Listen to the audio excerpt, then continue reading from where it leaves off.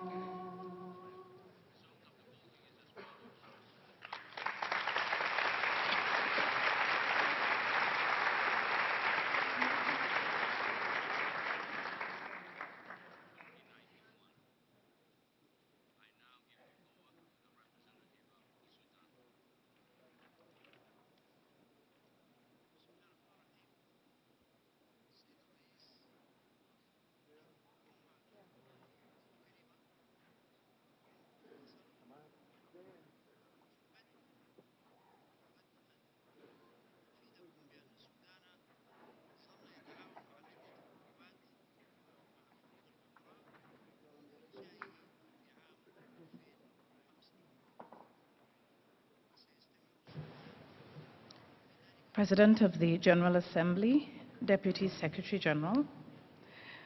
A very good morning, everyone, and thank you for joining us for a very special program entitled United for a Culture of Peace Through Interfaith Harmony. Today, we will share a vision of peace among religions, peace among nations, and peace on earth. We're particularly delighted to welcome the many students who have come here today and are still coming into the room.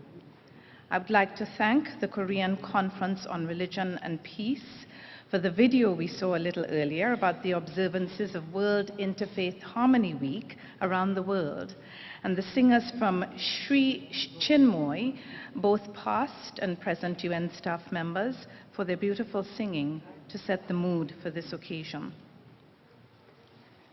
We begin this morning with an address by His Excellency Mr. Vuk Jeremic, President of the 67th UN General Assembly.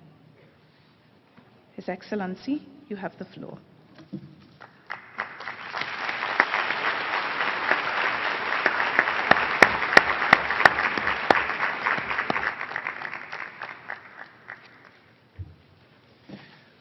Thank you very much for this most kind introduction.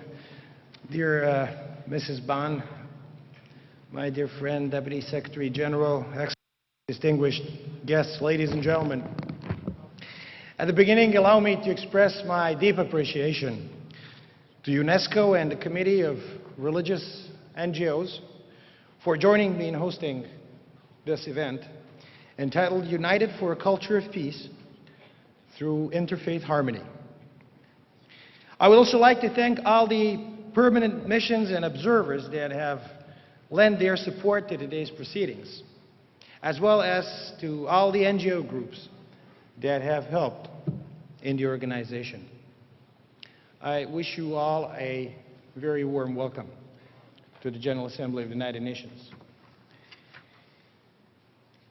I come from a part of the world in which various ethnicities and various religions have lived side by side for many centuries. I come from a family that is very mixed. And my parents come from different religions, and my parents-in-law also come from different religions. So in total, we have 3 major world religions in our family. But there is a passage from the book of Psalms that I would like to share at the very beginning with this distinguished audience. And I hope it can help set an adequate tone for this morning. Chapter 5, verse 11 reads, "Let all those who put their trust in you be jubilant. Spread your protection over them, so that those who love your name may rejoice in you." I chose to share these words with you, in part because I believe that every religious tradition has a version of this teaching. That man is right to put his faith in the Almighty, in His divine plan and redemptive power. For millennia, such beliefs have helped sustain the human spirit through conflict and strife, famine, and pestilence. They have helped people of faith overcome privation and conquest as wars continued and nations rose and fell and struggled to rise anew. I sincerely hope they will help lift your hearts today and steady your resolve as you continue carrying out your important work in the service of peace. Ladies and gentlemen, the United Nations was established as a result of a historic victory over fascism. Its founders undertook to set up for the first time in history a workable international system that aspires to justice, pledging not only equal rights to all nations, but their equal dignity as well. Each member state was given a seat around the high table of peace, in the expectation that one day swords may indeed be turned into plowshares. It is here, in this very hall, where dialogue was endowed with greater value than force, and where freedom of religion became a standard, as expressed in the Universal Declaration of Human Rights, whose 65th anniversary we're going to celebrate later this year. Regrettably, our world is still characterized by too much confrontation, intolerance, and recurring warfare. Manifestly, some of the aspirations of UN founders still need to be realized. This appears to be a tall order. But the holy books of our respective religious traditions remind us what may very well happen when we look beyond the first obstacle on the road to the future with hope, faith, and imagination. Ladies and gentlemen, in my view, the United Nations can greatly benefit from further engaging with religious leaders from around the world who advocate a path of peace. Many UN agencies are already recognizing the importance of strengthening partnerships with faith-based groups. UNESCO is one, General Assembly another. 3 years ago, in this very chamber, the member states established the annual World Interfaith Harmony Week through Resolution 65/5. It encourages all states to support, on a voluntary basis, the spread of the message of interfaith harmony and goodwill, based on love of God and love of one's neighbor, each according to their own religious traditions or convictions. Last year, my predecessor as President of the General Assembly, my good friend, Nasser Abdulaziz Al-Nasir, held the week's inaugural celebration in this hall under the banner of Common Ground for the Common Good. Today's event builds on that theme by aiming to foster harmony amongst religions as a foundation for establishing a global culture of peace. It also draws inspiration from the high-level gathering that took place during last September's general debate on a culture of peace and nonviolence. In its wake, the General Assembly adopted two important resolutions. They have helped raise the visibility of this year's celebration. The first, 67/106, was entitled Follow-up to the Declaration and Program of Action on a Culture of Peace.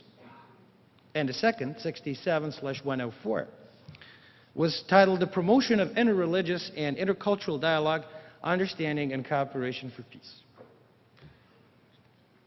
Ladies and gentlemen, it is my deep conviction that people of faith should genuinely focus on the core ethical tenets that we all hold in common.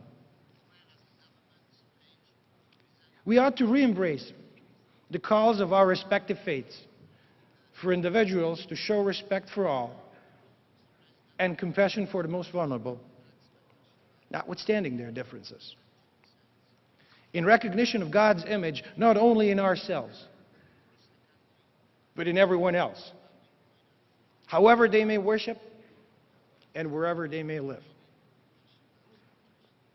Let us reach out to one another on equal footing and truly work on healing the wounds of centuries of conflicts between peoples of different religions, vigilantly mindful of the danger that the ills and grievances of bygone centuries, if they continue to be reawakened, can engulf us in a maelstrom of unmatched ferocity in the annals of human history.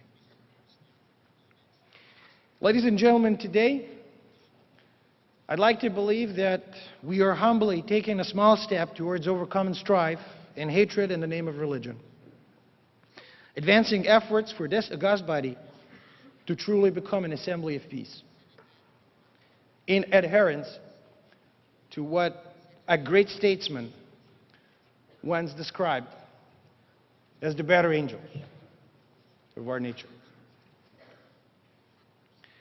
I come to the end of my remarks by echoing the words of a man whose profound spirituality and belief in social justice continues to give hope to individuals across the world that faiths can work together in the service of humanity.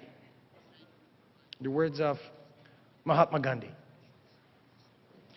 All the religions of the world, he said, while they may differ in other respects, unitedly proclaim that nothing truly inhabits this world but truth. Let the first act of every morning, therefore, be to make following resolve for the day. I shall not fear anyone on earth, I shall fear only God. I shall not bear ill will toward anyone. I shall not submit to injustice from anyone. I shall conquer untruth by truth. I thank you for your attention, and I wish you best of luck in today's proceeding, and I will pray for the success of your important and humble work. Thank you.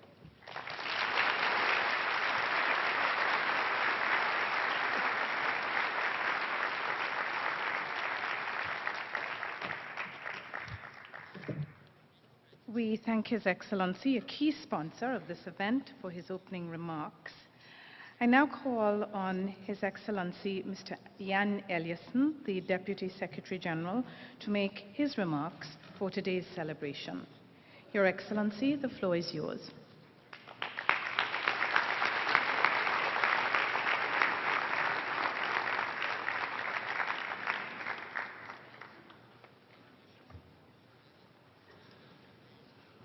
Mr. President, Excellencies, Mrs. Ban, ladies and gentlemen, dear friends.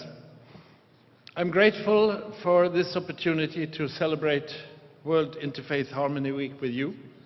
I thank the President of the General Assembly for bringing us all together, and I bring you greetings and best wishes from Secretary General Ban Ki-moon, who now is on travel outside New York. At a time when too many communities and too many countries are being split apart by strife between religious groups, this initiative is an important chance to reach across divides. We must reclaim faith as an instrument of peace, as the President of the General Assembly eloquently just stated. This is also a key goal of the United Nations Alliance of Civilizations, preparing for another important event next month. All of the world's great religions share, as you know, the values of peace, human dignity, and respect for each other. The United Nations is proud, through its Charter and the Declaration on Human Rights and other documents, proud to uphold and represent these values and principles. We actively defend religious freedom and work to protect minorities. We welcome opportunities to join forces with people of faith who are working for peace, development, human rights, and the rule of law. His Holiness Pope Benedict XVI, who, as we know, just announced his decision to resign, visited the United Nations in 2008. At the time, he called on the United Nations to encourage and support interfaith dialogue. We were proud and pleased to respond to the call, and I joined Secretary General Ban Ki-moon in the hope that the Pope's legacy will serve to build deeper dialogue and wider tolerance around the world. Religious groups have traditionally been at the forefront of grassroots efforts to help the poor, heal the sick, and support vulnerable young people. We cannot let small numbers of extremists of any faith obscure the good work of the vast majority of believers around the world.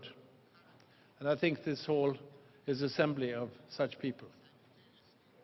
At the same time, we have to acknowledge that conflict between and even conflict within religious groups have caused and are causing lasting damage and widespread suffering. There is reason to be especially concerned about young people who fall prey to extremists promising rewards or even salvation, now or in another life. Our youth need and deserve faith that offers them a path to help others. They do not need destructive ideologies that conscript them in campaigns of hate and violence. Young people naturally have much energy and much idealism. We should find ways to help them use these positive qualities to improve conditions of life for their fellow human beings. In history, religion has at times been a source of conflict, as we all know. Today, many of the hot spots on the agenda of the UN are marked by religious disputes. Sectarian divisions are causing terrible human suffering, not least in Syria right now. During my early years of work in Sudan, I experienced firsthand the tensions between the Muslims in the north and the Christians in the south. But I also saw during that time and later the potential of interfaith dialogue to reach out to communities and foster understanding. This strengthened my conviction that religion can help resolve as much as deepen conflicts. Sensitivity to the beliefs of all sides to a conflict is a basic requirement for any mediator. I remember a situation when I served with Olof Palme, former Swedish Prime Minister and the Secretary General Special Representative on Iran and Iraq during that horrible war. We carried out intensive shuttle diplomacy between Baghdad and Tehran in the early 80s for many months. One issue we discussed with the parties was the withdrawal of military forces to the internationally recognized boundaries. Olof Palme asked a Muslim member of our delegation for help in finding a surah in the Quran that would support this point, that they should withdraw to the international boundary. And our colleague shared a surah with us, I think it was 15 or 51, the experts have to tell me later, which said, if the enemy turns his back on you, you are not allowed to attack him. In other words, we could have a peaceful withdrawal, thanks to this quote from the surah. This immediately resonated with our Muslim interlocutors. They were genuinely moved that we had demonstrated respect for their religion, and interfaith understanding turned out to be a key to progress in the negotiations at that time.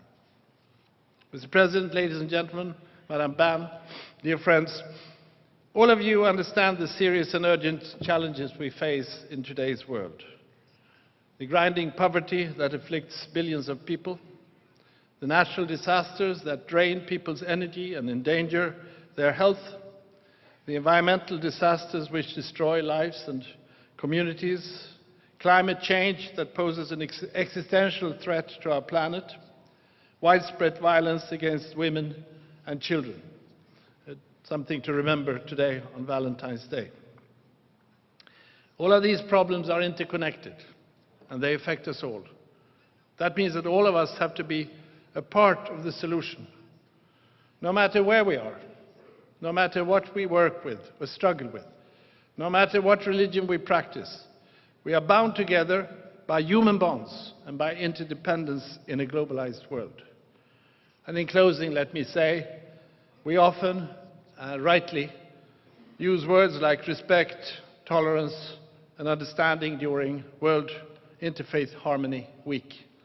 But for this celebration and commemoration to really succeed, I would venture to say that we have to use these words all year long, not only during 1 week, this 1 week. We have to work every day to translate these words to practical action for peace, development, and the right to a life in dignity for all. I count on all of you to be part of this effort. With dialogue, we can combat hate. With interfaith harmony, we can build bridges to a better future. I thank you.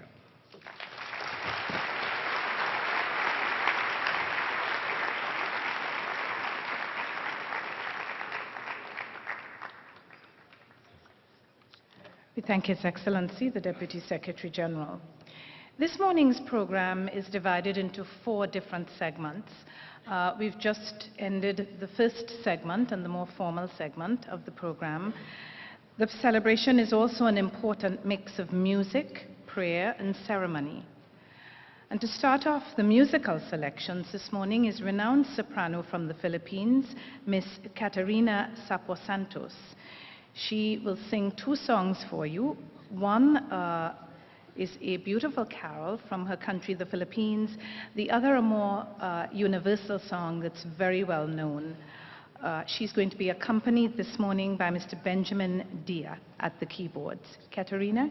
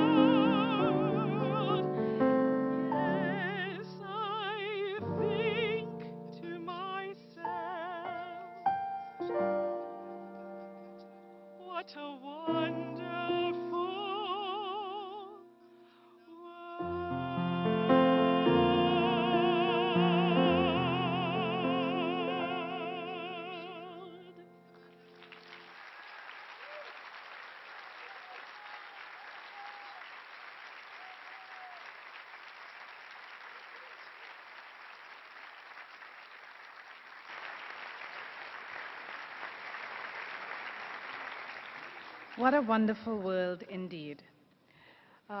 We now come to the second part of our program, and this part is devoted to looking at the role of interfaith harmony in the peaceful settlements of disputes.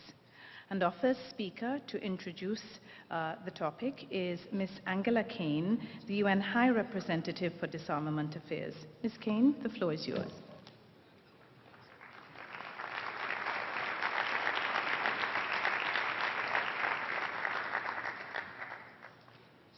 Thank you very much. I can still say, Mr. President, Mr. Deputy Secretary General, Excellencies, Mrs. Bahn, ladies and gentlemen, and dear friends. Some 13 years ago, some 2,000 religious and spiritual leaders gathered here in General Assembly Hall to attend the Millennium World Peace Summit. It concluded with a common declaration of their commitment to global peace, which contained strong endorsements of the peaceful resolution of disputes and the pursuit of nuclear disarmament. This, of course, was not the first time that such themes have appeared in the history of the United Nations.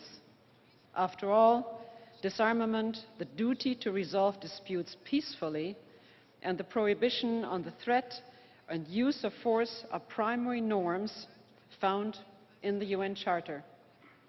Together with the UN's collective security system, they continue to offer a universally agreed framework for the maintenance of international peace and security. It is gratifying that these values at the United Nations have been so broadly supported by the world's religious and spiritual leaders.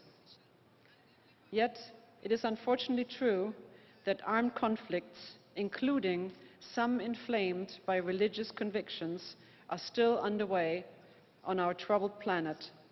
The twin failures to resolve such conflicts peacefully and to achieve global nuclear disarmament testify to the need for new efforts to foster interfaith harmony, because it has much to contribute in achieving these goals. Here at the United Nations, there's always been a certain tension between the collective ideals of the organization and the individual behavior of its member states. Interfaith dialogue and cooperation can help in bringing these two into closer alignment. It is well documented that religious institutions have already contributed greatly to peace-building operations. They've played an indispensable role in the restoration of trust and confidence between people who are recovering from armed conflicts, as seen in the disarmament, demobilization, and reintegration process. They have also demonstrated their enthusiastic support for global nuclear disarmament, and I would like to note here that the word enthusiasm derives from its root meaning, and that is having divine inspiration. Deep concerns over the security and welfare of ordinary civilians are motivating new initiatives worldwide to address the implications for nuclear weapons of international humanitarian law. Here, law and religion are converging. The world's religions clearly have greater potential to unite the world than to condemn it to perpetual wars. This potential rests in the strength of the ideals and values that they share. All religions, for example, recognize the golden rule of reciprocity, which is the essential basis for the peaceful resolution of disputes. They also share a common respect for values of non-violence, the sanctity of human life, and the dignity of the individual person, our common humanity. And here we find another link to the United Nations, whose charter begins with the words, "We the peoples." This combination of interfaith harmony and a growing harmony between the world's religions and the work of the United Nations has enormous potential to advance the security and welfare of all people. This is an inspiring thought indeed as we commemorate Interfaith Harmony Week in this great chamber. It brightens the prospects for better worlds yet to come. Thank you very much.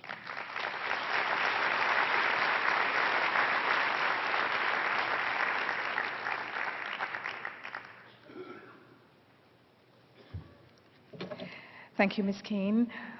Our next speaker is Mr. Philippe Kredelka, the Director of the UNESCO Liaison Office in New York. UNESCO is also a sponsor of today's event, so please warmly welcome Mr. Philippe Kredelka.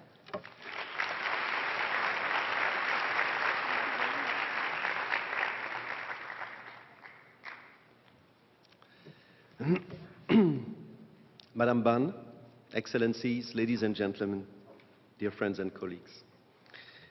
In the name of Mrs. Irina Bokova, UNESCO's Director General, let me first of all commend Mr. Jeremic, the President of the General Assembly, for convening this event jointly with our partners from the Committee of Religious NGOs at the United Nations. Peace and solidarity and harmony cannot be a choice made by governments alone. Governments must cooperate. This is a given. But intercultural and interreligious or interfaith dialogue is an indispensable foundation for peace to succeed. It is the responsibility of societies and of religious leaders to nurture solidarity through a rich web of relationships. Every year, on 27th of January, together with the United Nations family, UNESCO pays tribute to the memory of the victims of the Holocaust. In 2013, the theme chosen by the United Nations for this International Day is the courage to care, rescue during the Holocaust. UNESCO, for example, through our Holocaust education programs, makes sure that the memory of the Holocaust and the lessons learned from that tragedy are never forgotten, and we are proud of our work in that field. Cultural heritage, including sacred sites, is another fundamental dimension in fostering the spirituality of humanity. Heritage is a key building block to develop peace, reconciliation, and intercultural dialogue. Director General Bokova was recently in Mali to launch, together with the French and the Malian presidents, the process of reconstruction and safeguarding of the cultural heritage of northern Mali, including the mausoleums of Timbuktu and the city's fabulous collection of manuscripts. With our Malian partners, UNESCO has elaborated a cultural passport describing all the sites which have to be protected in northern Mali, and all military personnel from Mali and from the partners of Mali which are currently in the field carry this cultural passport in their pocket. In 2006, unidentified assailants bombed the Al-Askari Mosque in Samarra, one of the holiest Shia sites in Iraq. I'm now speaking under the control of the respected ambassador of Iraq to the United Nations. At the request of the Iraqi authorities, UNESCO undertook the reconstruction and the restoration of the site. Training and employment was provided to more than 600 local residents. In doing so, we have strengthened national capacity to perform similar work on other damaged cultural sites. And in parallel with this reconstruction, dialogue and reconciliation in Samarra was fostered by bringing together 500 intellectual and religious leaders from some of the most important Shia cities in Iraq, Najaf, Karbala, or Kazemia, to Samarra. Dialogue sessions with the predominantly Sunni residents in the city have been organized, and that interreligious dialogue has continued successfully for a long period. Dear colleagues, Excellencies, new thinking is needed to pave the way for renewed commitments to harmony among cultures and religions. In this regard, the General Assembly has recently given a very significant impetus to those efforts in proclaiming 2013-2022 as the International Decade for the Rapprochement of Cultures. And I would like here to thank Kazakhstan, through you, Madam Ambassador, for your very important support in this important endeavor. The General Assembly has invited UNESCO to be the lead agency in the UN system for this decade. This will be a key opportunity for member states to enhance their activities relating to interreligious and intercultural dialogue. We are looking forward to contributing to those efforts. For UNESCO, the major aim of interreligious dialogue as a part of the wider intercultural dialogue is to enhance understanding between individuals, believers and non-believers, as well as between leaders of different religions, faith, and convictions. Acting as a humanistic hub, we work to foster mutual knowledge and understanding about spiritual traditions and their underlying values. To give breath to this vision in a century of renewed challenges, UNESCO's General Conference has adopted in November 2011, in line with the decisions taken here in New York, a new program of action for a culture of peace and non-violence. This program aims to make peace a tangible reality for all and to contribute to the rapprochement of cultures through intercultural and interreligious dialogue. Through this program, UNESCO and its partners work to deconstruct preconceived ideas by developing a global consciousness among young women and men in particular. To conclude, UNESCO will spare no efforts to accompany our United Nations partners, governments, the media, religious leaders, and civil society to lay the ground for an everyday peace. Above all, as all corners of the planet are now interconnected, what matters is to disseminate the values of peace, harmony, and dialogue so that they become the shared heritage of whole humanity. I thank you for your attention.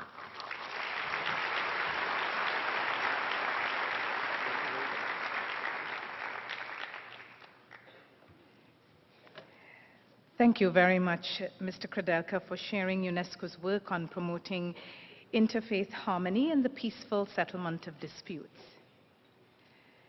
It gives me great pleasure to introduce Her Excellency Berganim Atimova, Permanent Representative of the Mission of the Republic of Kazakhstan.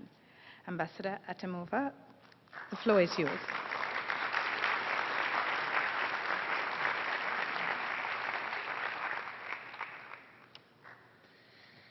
Mr. President, Deputy Secretary General, this is traditionally appealing and naming those who should be behind me, but you know that in printing version might be, everything should be reflected, that's why. The Excellencies, my dear colleagues, friends, Madam Ban, I thank the President of the General Assembly, Mr. Vuk Jeremic, UNESCO, and the Committee of Religious NGOs at the United Nations for organizing this special event so relevant in today's times, checkered with increasing hubs of civil wars and internal violence. In our interconnected world, these centers of tension and extremism do not stay isolated. They multiply like circles in the water, moving from one continent to another, drawing other countries into the vortex of conflict. Even a purely political issue or struggle for democracy assumes religious overtones, intertwining historic myths with religious and cultural symbols, which consequently turn religious diversity into religious militancy. As the expanding process of globalization opens societies to each other and diversifies them internally, the new threats to peace are becoming political, social, economic, cultural, and environmental, manifesting not singly but in complex configurations. Besides inter- and intrastate tensions, they also take the form of transnational disease vectors, global terrorism, tsunamis, floods, droughts, water resources disputes, transnational crimes and misuse of cyberspace, producing disruptive social transformations, upheavals, and traumatic human population movements. Furthermore, an interconnected world does not mean that individuals and societies really live together, as is obvious in the exclusion suffered by millions of poor, women, youth, children, migrants, and disenfranchised minorities, which lead to unrest and threats to security. These phenomena present challenges for the United Nations, which was primarily set up to address violence between nations. It hence becomes urgent to rethink the intellectual and moral foundations of progress and reaffirm the humanistic values that should inspire the attitudes, personal values, worldview, behavior, and actions that generate global peace and a shared prosperity, all stemming from religion and spirituality. We have numerous examples of peace built on political agreements and mediation by high-level religious leaders, parliamentarians, and eminent individuals, which must continue. But that is not enough.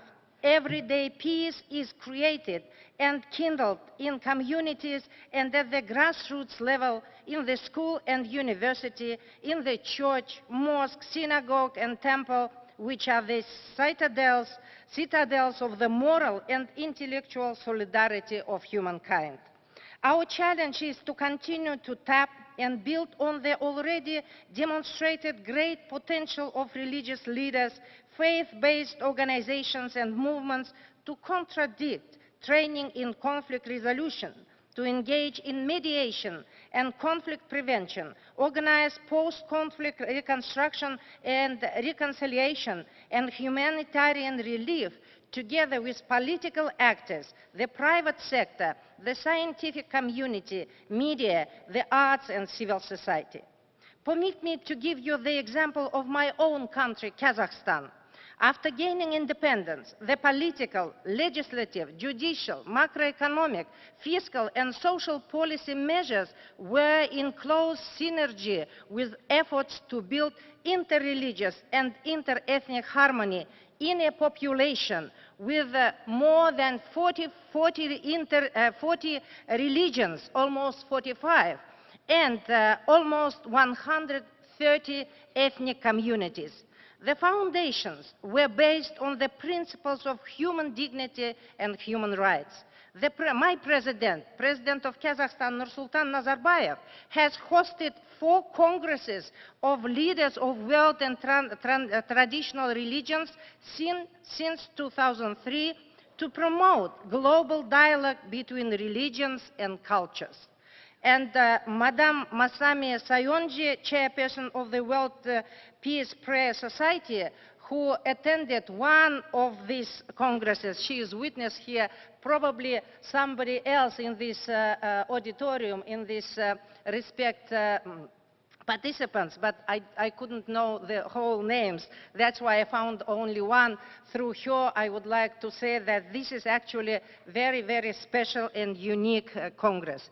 The Council of Leaders of World and Traditional Religions, established last year, is a multi-format mechanism to support the work of the United Nations. Kazakhstan, as the first Euro-Asian chair of the Organization for Security and Cooperation in Europe, OSCE, in 2010, and in 2011-2012, as chair of the Organization of Islamic Cooperation, OIC, actively promoted interfaith dialogue on a prominent regional and global stage. My government has enacted new legislation, revised textbooks, and instituted government agencies to promote freedom of religious worship and expression. It supports UN and UNESCO programs related to tolerance, the culture of peace, and dialogue among civilizations. At the initiative of my country, the General Assembly designated 2010, by the way, with the support we started always from UNESCO, as the International Year of Rapprochement of Cultures, and in 2012, December, instituted the Decade of the Rapprochement of Culture, commencing in 2013. To conclude, Kazakhstan is committed to work with the multilateral platform of the United Nations to bring forward interfaith-based initiatives between different countries and cultures so as to make sustainable peace as the custodian of humankind's sustainable future. I thank for your attention and wish the very best to everybody who is working on this path. Let's bring all our wealth to the wonderful world, as our great singer sang just now.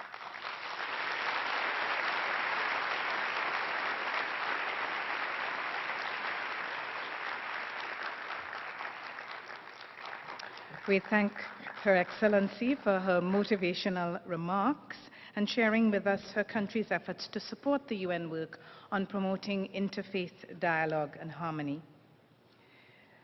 The Reverend Father Mark Array should have been the speaker now, and he is not able to be with us today. However, delivering his remarks will be the Very Reverend Archimandriti Nathaniel Siominidis, representative of the Greek Orthodox Archdiocese of America and pastor of the Annunciation Greek Orthodox Church.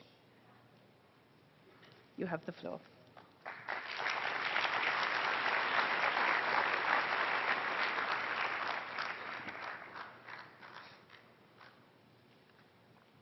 Good morning. Your Excellencies, Madam Baum, ladies and gentlemen, dear friends.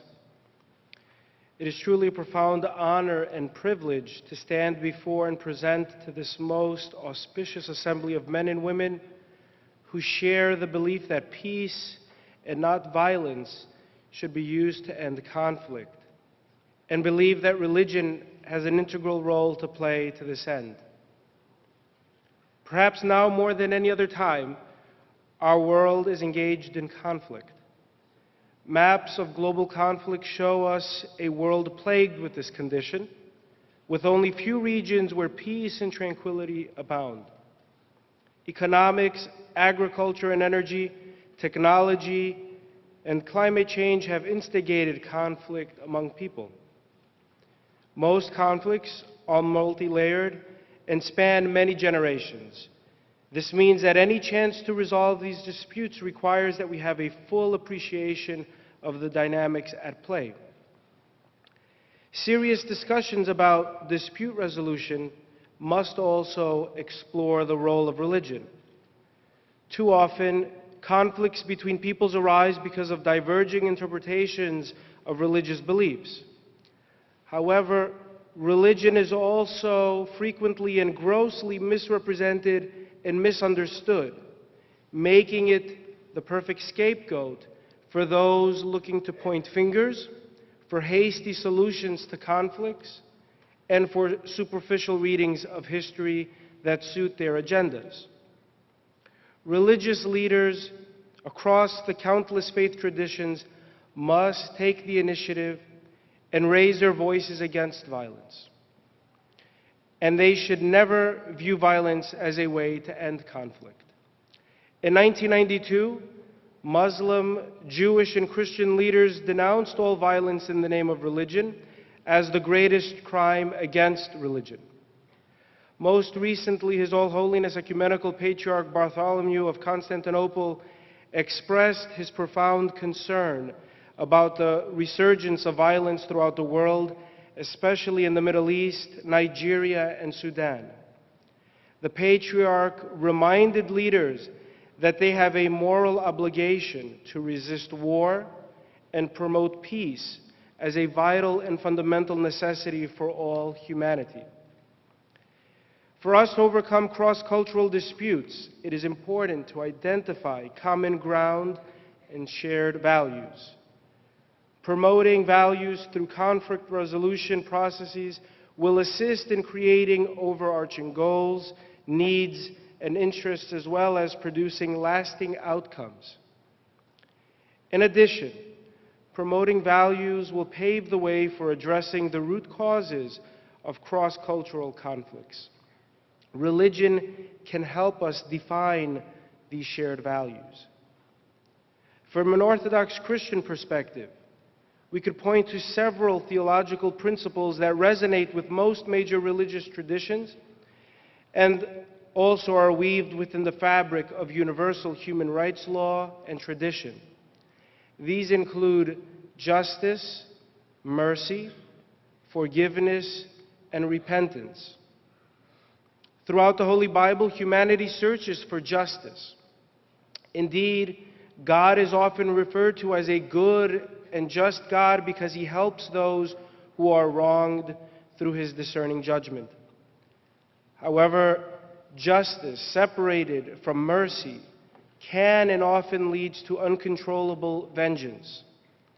Therefore, the same God who punishes the wicked and rescues the afflicted is merciful, loving, and eager to bestow his grace upon the righteous as well as the sinful soul. The quality of mercy does not render God weak or conflicted. Rather, it reveals his motive, his calling, his will, namely the salvation of all people. Connected to the principles of justice and mercy is forgiveness and repentance.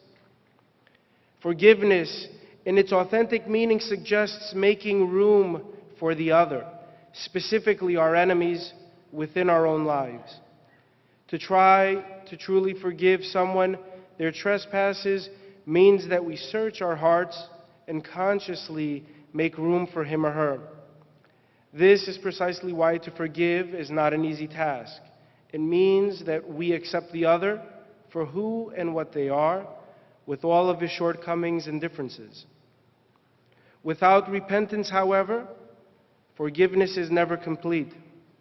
Without a repentant heart, forgiveness assumes superficial and legalistic meanings. This is because repentance denotes a change or a shift in one's heart. If I am truly repentant, I am more than just sorry for my mistakes. After all, a felon can feel sorry when he's captured, but it does not necessarily mean that he will cease to commit crimes. Repentance and forgiveness go hand in hand.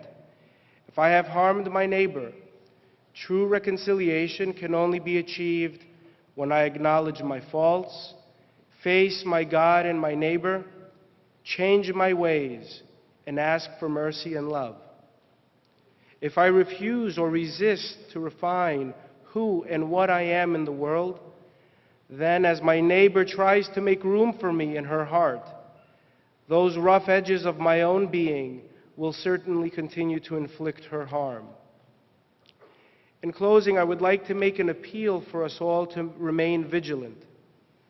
Too often, in the midst of broad cross-cultural disputes, religious minorities are persecuted and pushed to the brink of extinction.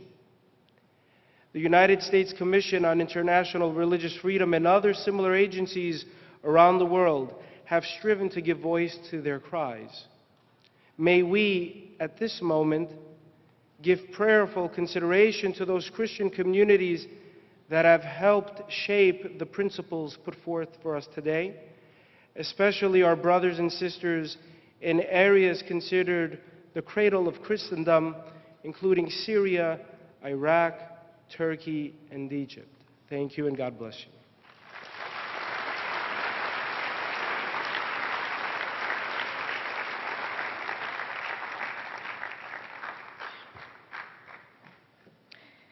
We thank the Reverend Father Mark Arey for his important message and the very Reverend Simeonides for delivering it. Our next speaker is His Excellency Ambassador Libran Kabakultulan, Permanent Representative of the Mission of the Republic of Philippines. Ambassador, you have the floor.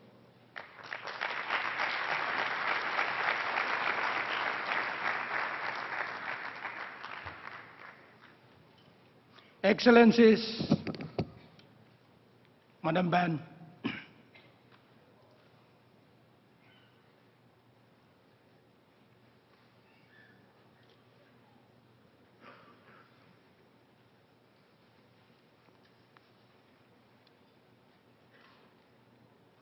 today marks an important occasion for all of us. We are gathered in a very special place for a very special reason: to send a clear message to the entire world. We are united in our desire and commitment to bring our world's many peoples closer together in greater harmony, lasting peace, mutual understanding, and deep respect. Today, our voices speak strongly and resonate within this hall and beyond, because we speak from our hearts. We speak of our collective experiences, of our shared aspiration, and of our common resolve to make a difference in this world. We have been witnesses to blighted episodes of human history when intolerance, hatred, and extremism have forced themselves on individuals and societies, rending them violently apart and casting a long shadow of fear, suspicion, and uncertainty. But we cannot and do not stand idly by, frozen by despair and hopelessness. For indeed, we have seen for ourselves how the human spirit can free itself from the binding shackles of hatred, chase away dark clouds of doubt, and shine brightly for all to see. We have seen in the work of fostering genuine dialogue and interaction among cultures, faiths, and civilizations. We have seen this on the ground when peoples learn to value each other, both for their commonalities and differences. We have seen this from the top as governments seek to strengthen the environment that enables peoples to draw from the strength of diversity through dialogue. And we have seen this here at the United Nations as member states, the United Nations agencies and religious and faith-based organizations engage in tripartite collaboration for sustained initiatives that bring diverse peoples in dialogue, such as our special event today. The Philippines is proud to play an active part in this widening and broadening global movement for dialogue, aimed, among others, for a sustainable earth that we commonly inhabit, for nuclear disarmament, for global peace and security. As a nation with diverse cultures and faith traditions, the Philippines knows fully well there are many challenges that come with this reality. But we too know from our historic experiences that we can only be a great nation if we rely on the strength of our diverse peoples. This is the reality we are building for ourselves today. As I speak, my government, under the leadership of President Benigno S.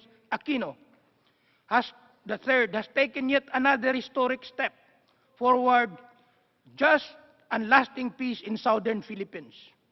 After the signing of the Framework Peace Agreement with the Moro Islamic Liberation Front last year, President Aquino has launched the comprehensive socio-economic program Sahatra Bangsamoro that is seen to set the stage for the final signing of a peace agreement aimed to end a 4-decade-old age rebellion in southern Philippines.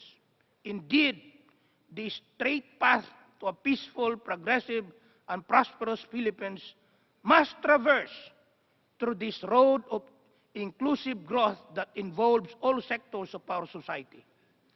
This national experience, in turn, continues to inform our engagement with the rest of the world on this important dimension of good social governance. In regional, interregional, and international fora, the Philippines has constantly pursued interreligious and intercultural dialogue. And in the United Nations, the Philippines has been one of the most ardent articulators of interreligious and intercultural dialogue. Together with stakeholders and partners, the Philippines has widened discussions on the importance of interreligious and intercultural dialogue in the context of the agenda of the culture of peace. Through efforts have received support for annual resolution on the promotion of interreligious and intercultural dialogue, understanding, and cooperation for peace since 2005. Nearly a decade ago, we proceeded with the idea of interfaith dialogue at the United Nations. It was unheard of then, but now it has given rise to many efforts and initiatives that are mutually reinforcing. We are being heard. Our special event today, in fact, builds on the intent of the resolution A/67-104 of the same title in this year's General Assembly. As the Philippines has always maintained, Special events renew and raise the level of awareness of fostering a culture of peace based on genuine dialogue. On the heels of the Interfaith Harmony Week, commemorated in many parts of the world, our event today brings our world's peoples together. In fact, an powerful symbolic act later today. I take this opportunity to thank all the member states who have co-sponsored the resolution and supported it in spirit. I take this occasion too to express thanks to our partners in civil society, particularly the Committee on Religious NGOs and its members who have worked with a truly broad range of tripartite partnership that includes member states as well as UN agencies such as UNESCO. Finally, I wish to express thanks and congratulate His Excellency Vuk Jeremik, the President of the 67th Session of the General Assembly, for hosting our gathering today. Our special event today hews very closely to his chosen theme for the General Assembly on the adjustment and peaceful settlement of international dispute. Indeed, a culture of peace and dialogue constitute solid foundations of a peaceful and secure world. As our world continues to be confronted by dispute and conflicts of different natures, we have as much interest in promoting a culture of peace and dialogue, not just among persons, but also by and between governments as their instrument and object of policy.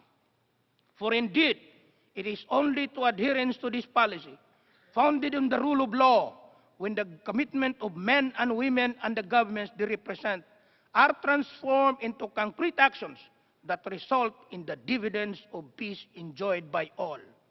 The Philippines' commitment to peace, based on the rule of law and pursued through peaceful settlement of disputes, is matched by action.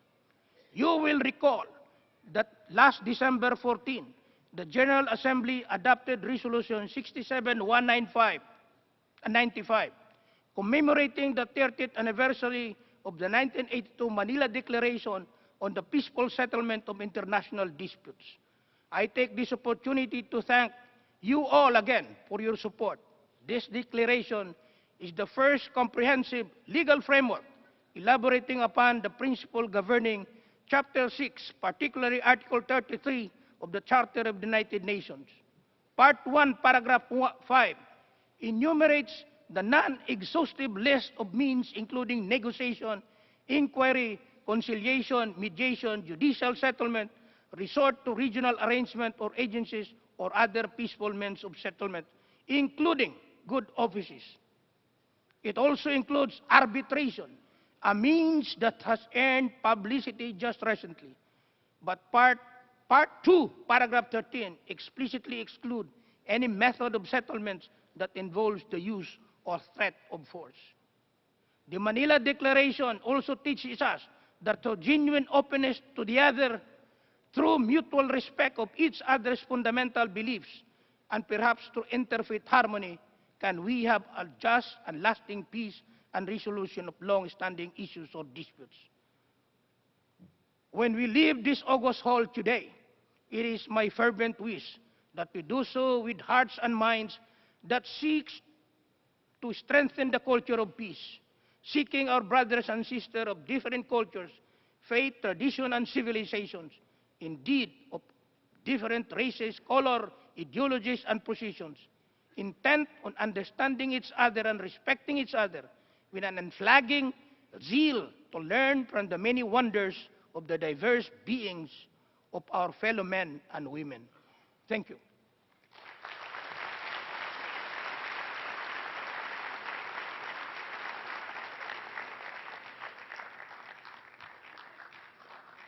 We thank Ambassador Kabaktulan for his stirring remarks and for sharing with us the Philippine experience with interreligious cultural dialogue and strengthening the culture of peace.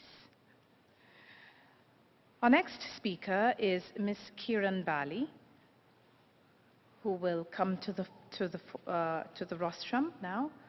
Ms. Bali is the chair of the United Religions Initiative Global Council.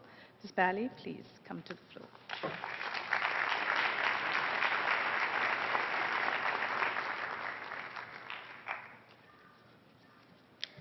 Sisters and brothers, it is an absolute honor to be here today at the United Nations to mark World Interfaith Harmony Week.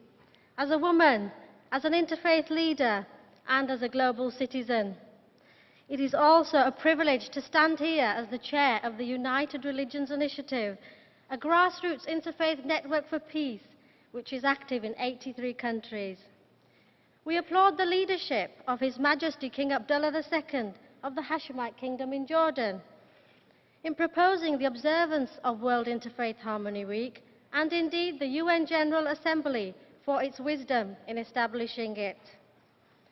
Each one of us will recognize the essential need for dialogue between different religions and traditions, but not only the dialogue of words, the dialogue of constructive engagement to address those unique opportunities we see today and the urgent challenges of our time. Over the last decade, we have seen an enormous growth in interfaith activism, and yet the world is almost daily shattered by violence in the name of religion. Religious fanaticism too often is the source of violence and destruction. On January the 10th this year, the United Religions Initiative lost a beloved youth trainer, Irfan Ali. This was in sectarian violence in Quetta, Pakistan.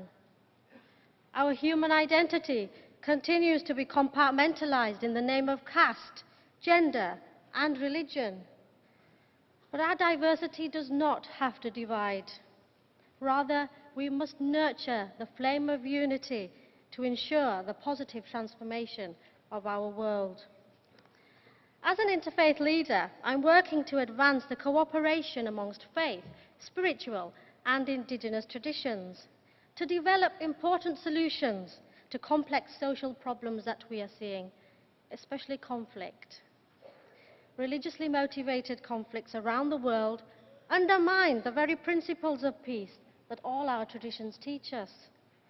As people of faith, we must focus on conflict transformation and engage in these constructive change initiatives that go beyond the resolution of particular problems. We see this in Uganda, where the peace of 2010, whilst very welcome, brought a flood of former combatants and other displaced persons back to the country. This also brought numerous battles over land which had been claimed by somebody else. The engagement of members of the United Religions Initiative already has brought several formerly fractious factions to the negotiating table, and we have assisted ongoing efforts to build relationships of trust within the region. As a woman, I'm working to promote the leadership and participation of women in building this culture of peace that we all strive for. Women comprise over half the global population. Tragically, we are overrepresented as the victims of war and other forms of violence being perpetrated by men. We are vastly underrepresented in the governing bodies that make decisions about war and peace and the allocation of human and financial resources of our nations. It is also worth noting that whilst women may comprise the majority of the faithful in religious communities, it is indeed the men who most often hold the power. At the United Religions Initiative, we recognize that the wisdom and experience of women are critical to peace building and to community development. In India, we are working with women-led cooperation circles in an ongoing campaign to end female infanticide and promote the empowerment of the girl child. So to help fulfill the vision of World Interfaith Harmony Week, and indeed the goals of the United Nations, isn't it now time to strengthen our efforts to support the leadership of women at every level of human society? Is it not time to pass the UN resolution for a 5th Global Women's Conference in 2015? This would serve to address new and emerging issues that are affecting women and girls since the Beijing Conference on Women, which was held in 1995. Is it not time to redouble the efforts to prevent the types of violence that women are being subject to? The brutal gang rape of a young woman in New Delhi sent shockwaves across the world. As shocking as that story was, There are so many rapes and acts of violence across the world against women that never get reported, let alone garner any media attention. We must lend our voice to the restoration of dignity for women, to securing their rights under international law, and to ensuring their economic empowerment. We must stand together to prevent women and girls from being used as tools of war. Let us enhance the force of V-Day and exceed the 1 billion women who are rising. The protection, participation, and promotion of women is paramount, regardless of religion, colour, or creed. As global citizens, let us continue to engage the whole of humankind in making our world a safer and more harmonious one. I would like to close with a pertinent quote from Sai Baba. There is only one religion, the religion of love. There is only one language, the language of the heart. There is only one caste, the caste of humanity. There is only one God, and He is omnipresent. Sisters and brothers, the world needs a heart every day, not just on Valentine's Day. May peace prevail on earth. Thank you.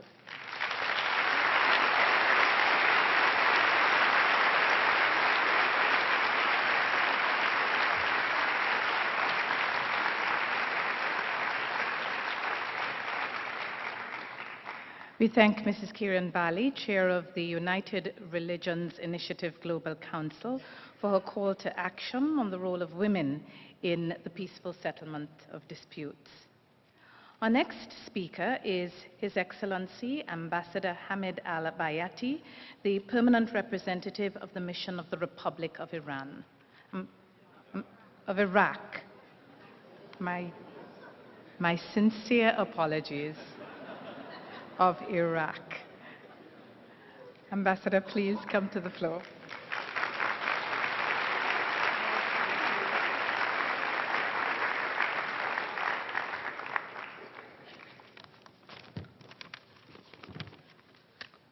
Mrs. Ban, Excellencies, ladies and gentlemen, Iraq and Iran is very close in the name, and they are neighbors.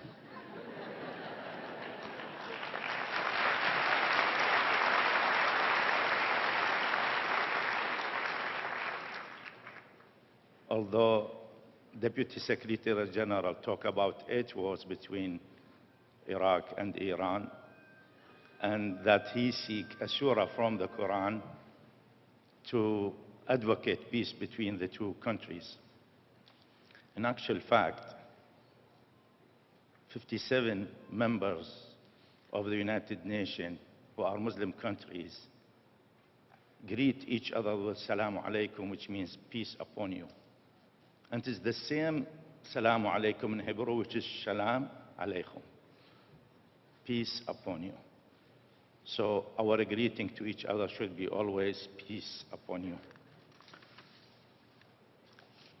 At the outset, I would like to thank the President of the General Assembly, Vogue Jeremic, UNESCO, and the Committee for Religious NGOs for convening this important meeting. It's quite a pleasure and honor to address such a gathering of important dignitaries, people from a wide range of different beliefs and faiths. As you know, Iraq is the cradle of civilizations. The oldest ever discoveries of civilization were in southern Iraq. In actual fact, in Genesis in the Old Testament, it says that the Garden of Eden, where Adam and Eve lived, had 4 rivers. 2 of them are the Tigris and Euphrates. And there is only one country in the world with these 2 rivers, which is Iraq. And I'm glad that so many speakers before me mentioned Iraq, Deputy Secretary General, representative of UNESCO, and of course, Father Mark Ery. Now, in southern Iraq, in Ur, the Prophet Abraham, who is the father of Abrahamic religion, was born. And the Pope accepted an invitation to visit southern Iraq to see the birthplace of Prophet Abraham. Unfortunately, he resigned recently, and I don't know whether he'll be able to go and visit Iraq. My country, Iraq, is a unique mosaic of different ethnic, religious, and sectarian groups. We have Arabs, we have Kurds, we have Turkomans, we have Assyrians, we have Muslims, Christians, Jews, Yazidis, Sabians. We have all sects of Christian and Muslim and other religious groups. However, all the components of Iraq and the Iraqi people live in peace and harmony for centuries. I, for example, I was born in a Muslim family, unlike the President of the General Assembly, who said that he was born in a mix of different religion family. However, when I was only 4 years old, my father put me in a private Christian school, which had a church. And I used to go to the church. As a child of 4 years old, I was fascinated with the high ceiling of the church, with the stories of Mary and Jesus. And the first thing the child do when he gets home from school is to tell his family what he learned at school. And my family never said, "Why did you go to the church? You are a Muslim." Because they put me in a Christian school and they knew that I'm going to go to the church. And then when I was a teenager, my father had business with Jewish business people in Iraq. And one day a man walked into his office, and when he left, he said, "Son, this guy's a Jew. And when you do business with Jews, they are trustworthy people, they are straightforward people." Now later I realized not every Jew and not every Christian, not every Muslim is a trustworthy person and straightforward person. But I thought, why my father put me in a Christian school when I was so young, allow me to go to the church, telling me that Jews are good people. And then I started to read all holy books, the Quran, the Bible, the Torah, the Tanakh, which is the Jewish Bible. And I realized that all religions, all holy books, all prophets and messengers came from the same source, which is the same God we worship when we go to the mosque, to the church, to the synagogue, to the temple, because there's only one God who created all of us.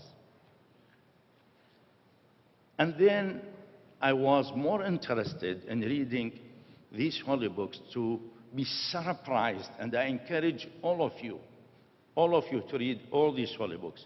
Because honestly, most of the Muslims I asked, "Do you read the Bible or the Torah?" They said no. And most of the Christians I asked, "Do you read the Quran?" And the answer is no. When you read these holy books, you will be astonished, surprised, and sometimes shocked to see it's the same sentences, it's the same message from the same God.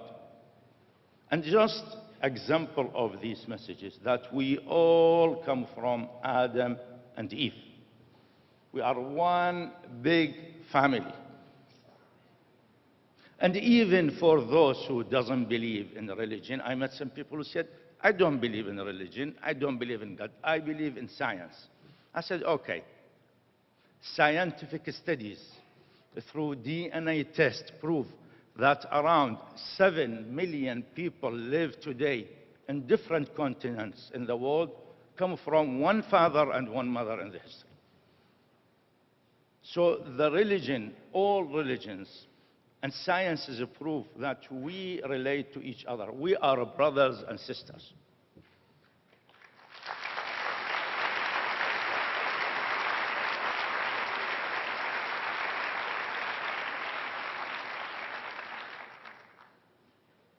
And I start to learn when I meet somebody for the first time. I immediately feel there is so many things connect me to that person.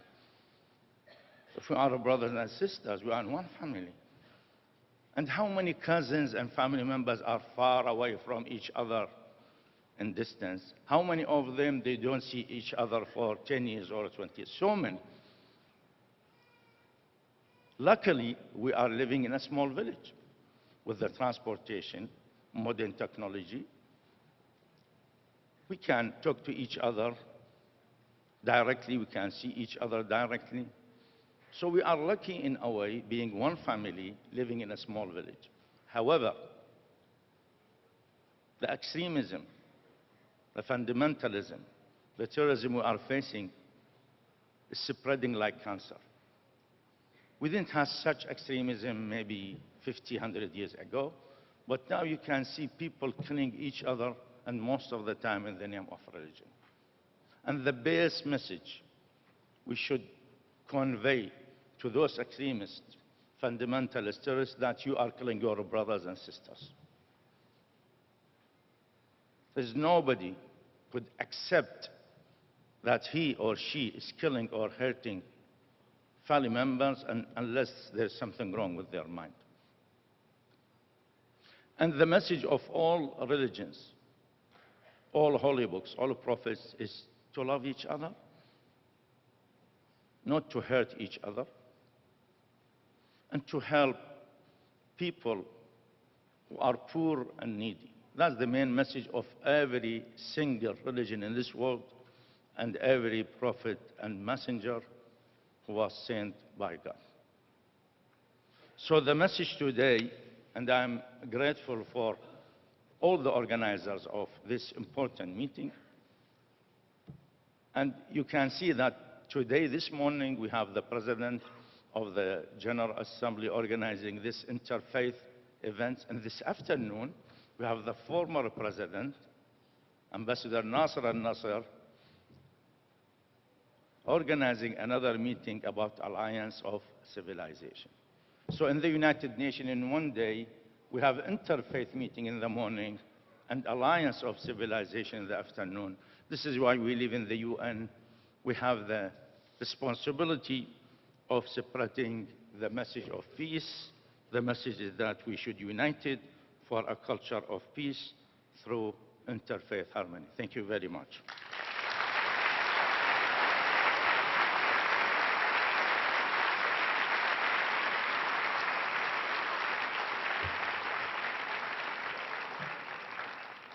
Thank you, Ambassador Al-Bayati of Iraq, for your generosity of forgiveness for my unfortunate slip of the tongue, and for your wonderful remarks on the theme of interfaith harmony and peaceful settlement of disputes.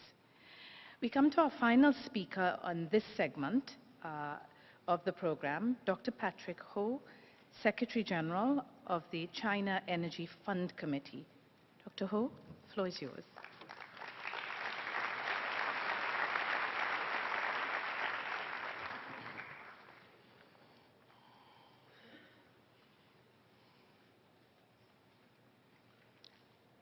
For peace to prevail on earth, let peace prevail in us.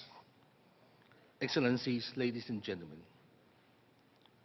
one of the most distinctive aspects of China as a country and the Chinese as a community is the rather upbeat and yet pragmatic ways the Chinese people embrace the future.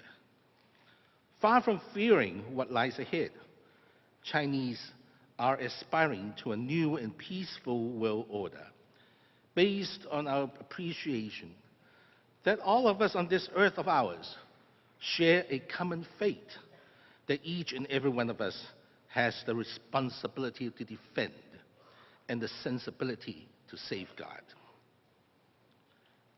The Chinese are a peace-loving people. During the Ming Dynasty, when China's GDP was 1/3 of the world's, Admiral Zheng He's powerful fleets sailed from the South China Sea to the Indian Ocean, to Africa, and arguably even to America some 71 years before Christopher Columbus. Whereas Julius Caesar said, quote, "I came, I saw, I conquered," Zheng He and his many sailors said, "I came, I saw, I made friends, and I went home." No battle was fought, no colony seized, and no people were enslaved. This pacifism that is an ingrained virtue of the Chinese is founded on a 2,500-year-old legacy of Confucian principles that is so closely woven into our social fabric that Confucianism has become part of people's everyday life. Indeed, peace, a core value in ancient Chinese Confucian teachings, can today serve as an effective bridge builder between faiths, cultures, civilizations, and nations. Confucian's philosophy presupposes three biospheres of human interactions: heaven, earth, and humans. And man must find peace in all three. For the man-man biosphere, Confucius emphasized proper conduct in one's social relations, because it is in the company of others that man reaches his ultimate fulfillment. This code of behavior is called Li, or the social and ethical norms that guide people to do the appropriate things at the right time, manifesting respect and kindness. Regarding man-earth interaction, we are all ultimately linked to all life on earth, and therefore must treat our environment with respect and care. Furthermore, man's obsession with development and growth, and particularly still more things to give us greater convenience, pleasure, and comfort, contradicts all teachings against extreme greed and the principle calling for moderation. Concerning man-heaven interaction, Confucius honored heaven as the supreme source of goodness upon which every human being is personally dependent. The pinnacle achievement in life is to be at one with heaven. In fact, this heaven of Confucius is the inner peace we can all find within ourselves, and is attainable by practicing a life enlightened with virtues. The most important of all virtues is benevolence, or Ren, which is love of fellow humans, a sense of compassion based on the dignity of human life, and great self-respect. We cultivate benevolence by putting ourselves in the position of others and treating them as you wish them to treat you. Confucius said, "Do not do to others what you would not like others to do unto you," and, quote, "do unto others what you want others to do unto you," unquote. Benevolence means the practice of these two golden principles, which universality permeates all world ethical, cultural, and religious traditions throughout the ages. With incessant pursuit of truth, self-discipline, respect for others, one can embody benevolence, the highest level of moral maturation, and thus achieve oneness with heaven, in harmony with Tao, the way, and so achieve peace. The Chinese understand peace as something internal. It starts from within every one of us and should be cultivated and nurtured. Peace on earth begins with finding the inner peace inherent in every one of us. We must be at peace with ourselves before we can be at peace with one another. And peace comes from within, not from yonder. For peace to prevail on earth, let peace first prevail in us, in our very hearts. Ladies and gentlemen, let us find peace by loving one another as we love ourselves, and by respecting and loving one another's country as we respect and love our own country. Such is my vision and prayer today. May it be yours always, and yours also. Thank you very much.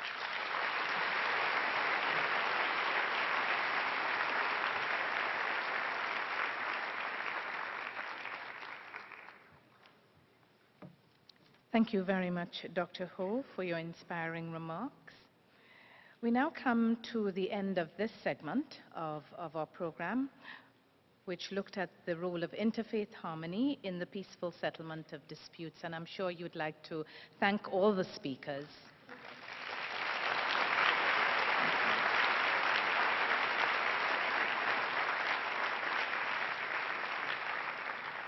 We're coming to a very important part of our program today and a rather innovative part of our program. But before we do that, I'd just like to make an announcement.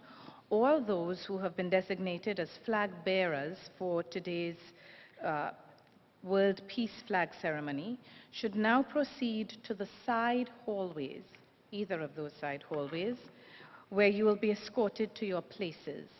So once again, if I can ask those of you who are taking place in the flag ceremony to as quietly as you can, because we're starting a rather quiet part of our program, move toward the side hallways, and you'll be escorted to your places from there. This part of our program is entitled Symphony of Peace Prayers, and I'd like to introduce the woman behind this vision, Mrs. Masami Sajuni, chairperson of the World Prayer Society, and Biako Shinkokai. Mrs. Sayuji will tell you more about the Symphony of Peace Prayers.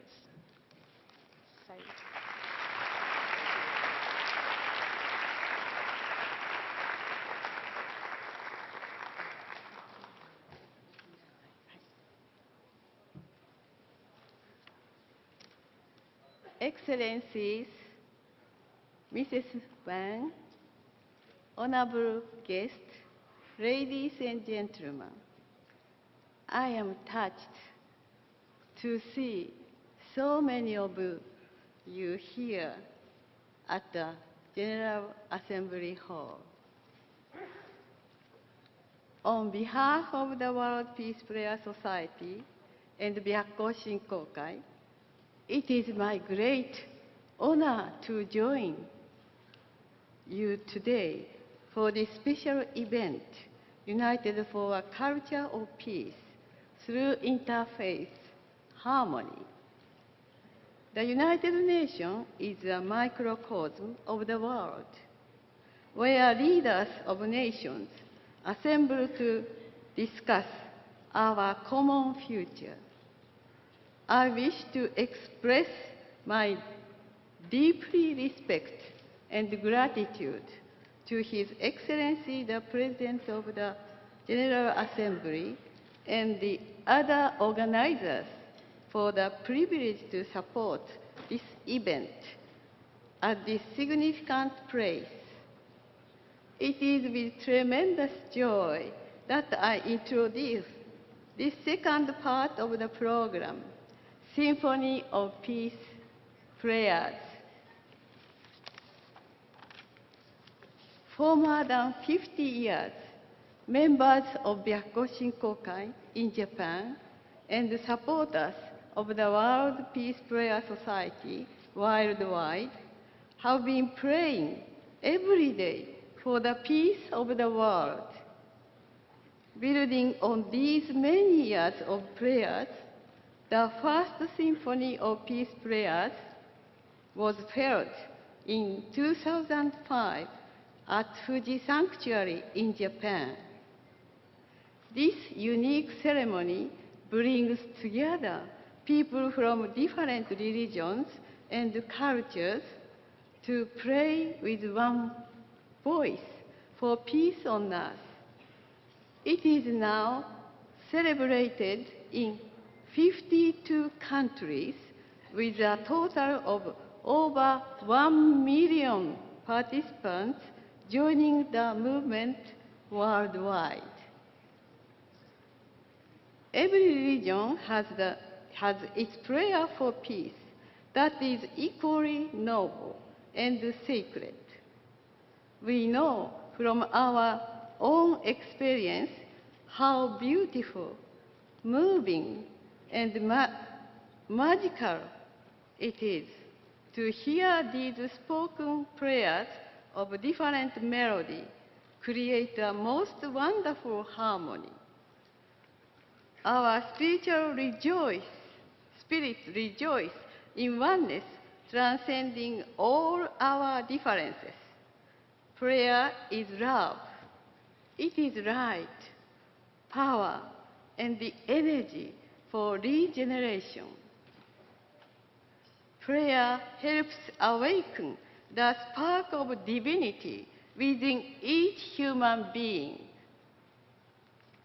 That is why I had a vision to start the Symphony of Peace prayers, so that each and every human being can unite in prayers to create a grand symphony together. No matter what religion or faith we believe in, we can come together in the name of peace. The harmony created by the Symphony of Peace prayers becomes our expression of respect and gratitude to one another, touching the deepest part of our soul. I am so grateful that the spirit of the Symphony of Peace prayers has been embraced by the UN community. Today, 11 representatives of various religions and spiritual traditions will offer their prayers and readings in the first Symphony of Peace prayers at the United Nations.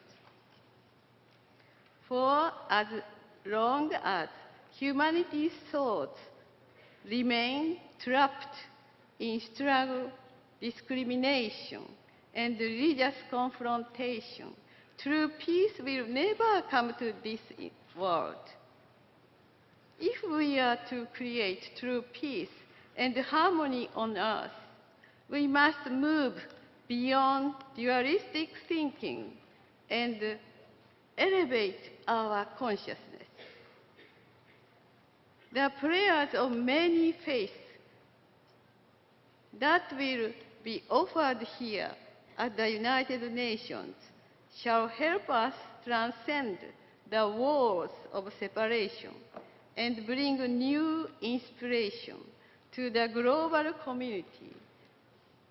I firmly believe that this will be a historic event to open the door to a bright and peaceful future. In March 2011, Japan was devastated by a great earthquake and tsunami. In that tragic situation, we were greatly supported by the mental, material, and humanitarian aid provided by other countries. But more than any else, we were saved by your prayers. Your prayers helped heal and give us hope. Today, I know many of those people are joining us and sending their prayers from Japan. Each one of you is a precious existence for creating a world at peace. Let us quiet our mind and send energies of love and healing to the earth, humanity, the seas, the mountains, and all living things.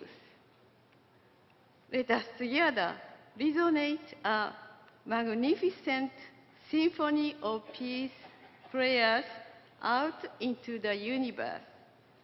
Thank you, and may peace prevail on earth.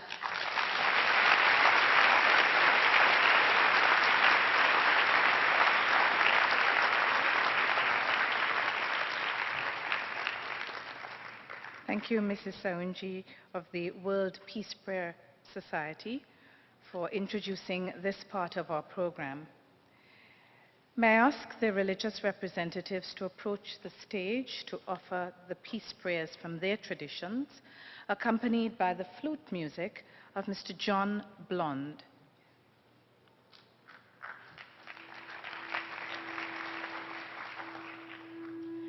Representing the indigenous peoples, Tuwa Huniquin of the Huniquin community in the Brazilian Amazon.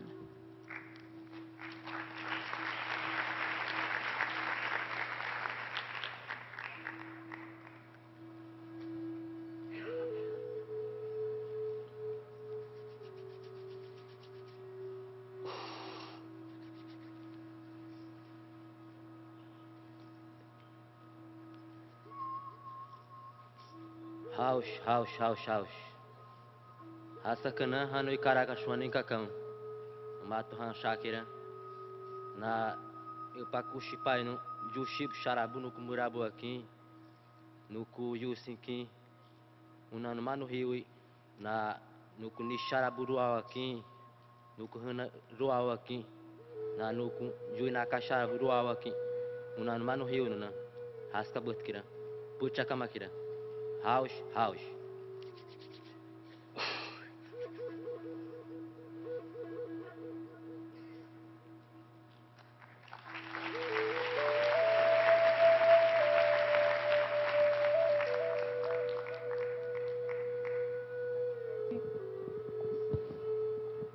Representing the Baha'i people, Carolina Vasquez of the Baha'i International Community.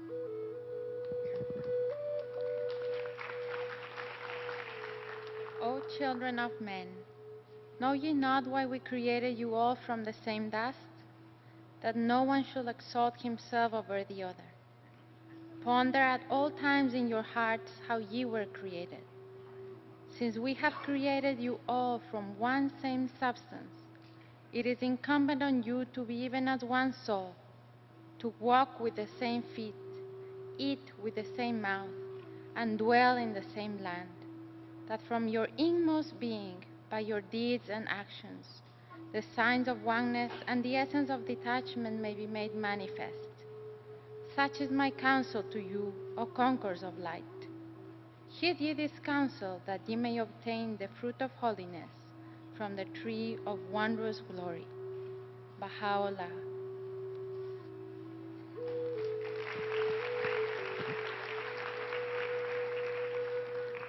Perhaps we can save our applause for the end of the prayers. Representing the Buddhist people, the Venerable Song Wong, Director of Social Affairs of the Korean Zen Buddhism. 자비와 지혜로 세상을 살피시는 거룩하신 부처님, 저희들에게 지혜의 눈을 열어주시어 모순된 현실에서 벗어나 함께 손잡고 행복하게 살게 하여 주시옵고, 이웃을 사랑하는 마음과 나눔을 통한 실천으로 온 인류가 더욱 평화롭게 살아갈 수 있도록 이끌어 주시옵소서. 세상의 모든 사람들이 부처님처럼 평화로워지기를 지극한 마음으로 기도드립니다. 나무 서가모니불, 나무 서가모니불, 나무 시아본사 서가모니불.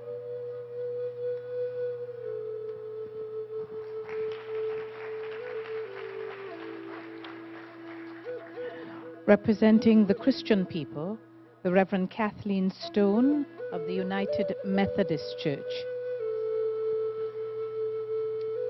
This is a prayer from a laywoman named Margaret Nash, who during the years of South Africa apartheid watched a shanty town being demolished.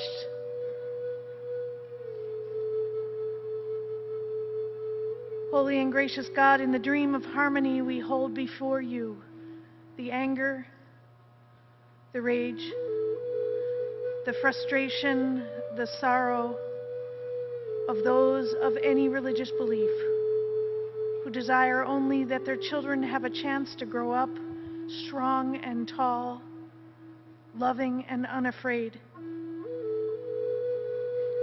We hold up to you in this august space, in this Lenten season of reflection, our own mixed up anger and tears, that they, with the anger of tears of those who suffered disproportionately, may be taken into your wild and miraculous way.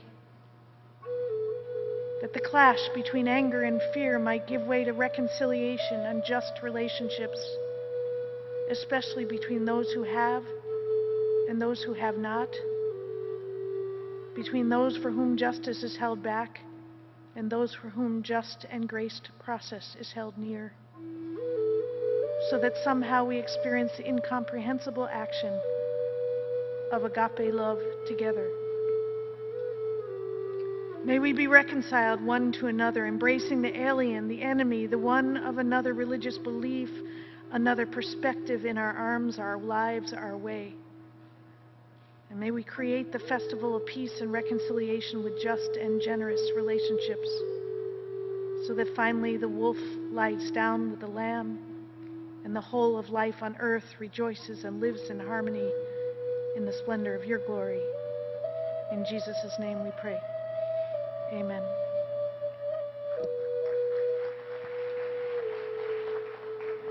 Representing the Hindu people, Swami Parameshananda of Bharat Shivashram Sangha. Namaste. Om Bhurrbhuva Swaha Tatsaviturvarenyam Bhargo Devasya Dhimahi Dhiyo Yo Naha Prachodayat Om.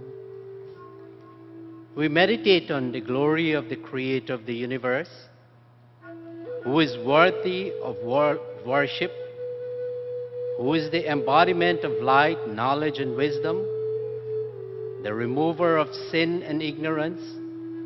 May He open our hearts and enlighten our intellect and take us together to salvation.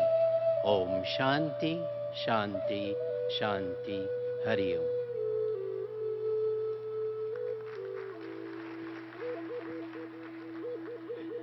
Representing the humanists, Lucy Schmidt of the National Ethical Service, Ethical Culture Society.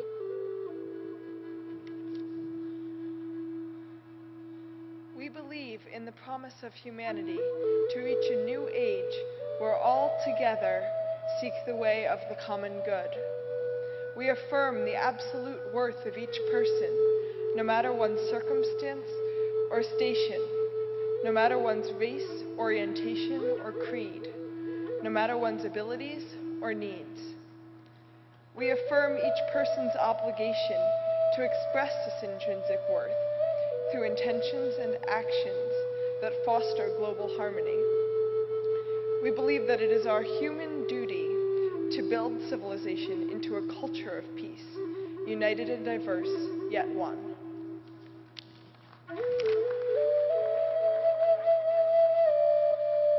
Representing the Jain people, Apeksha Vora, youth member of the Anuvrat Global Organization. Jai Jinandra, Jai Jinandra, Jai Jinandra. Om Namo Arihantaram, Om Namo Siddharam, Om Namo Ayariyaram, Om Namo Uvajayanam, Om Namo Loye Savasahunam, Eso Pancha Namukkaro, Savva Pava Panasano, Manglanancha Savvesing, Paramang Have Mangalam. Om Shanti, Om Shanti, Om Shanti. May there be peace in the universe. Jai Jinandra. Representing the Jewish people, Rabbi Michael Weiser of the Free Synagogue of Flushing.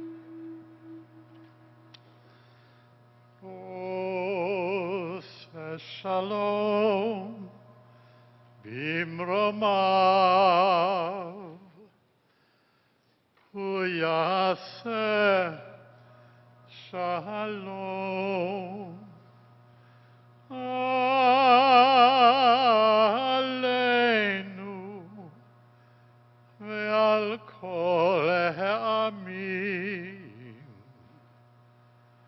Ve'imeru Amen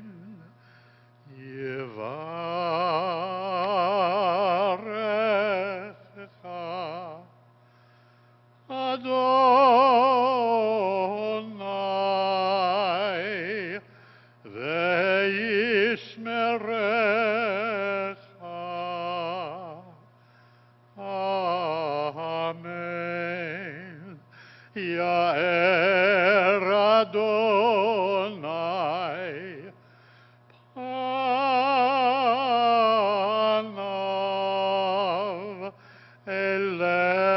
vichuneka.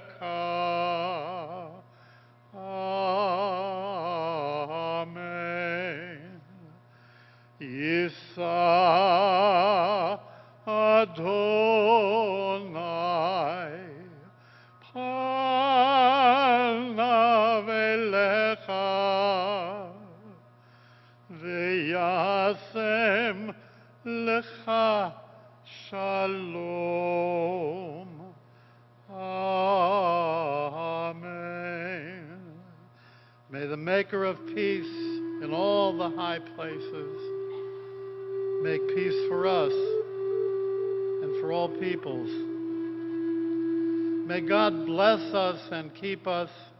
May God cause the divine light to shine upon us and grace us. May God lift the divine light to us and bless us with inner peace. Ken Yehi Ratzon, may this be God's desire. May this be our desire. Amen.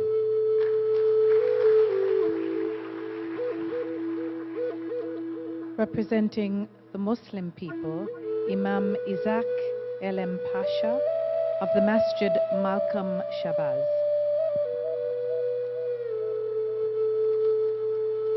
Bismillahirrahmanirrahim.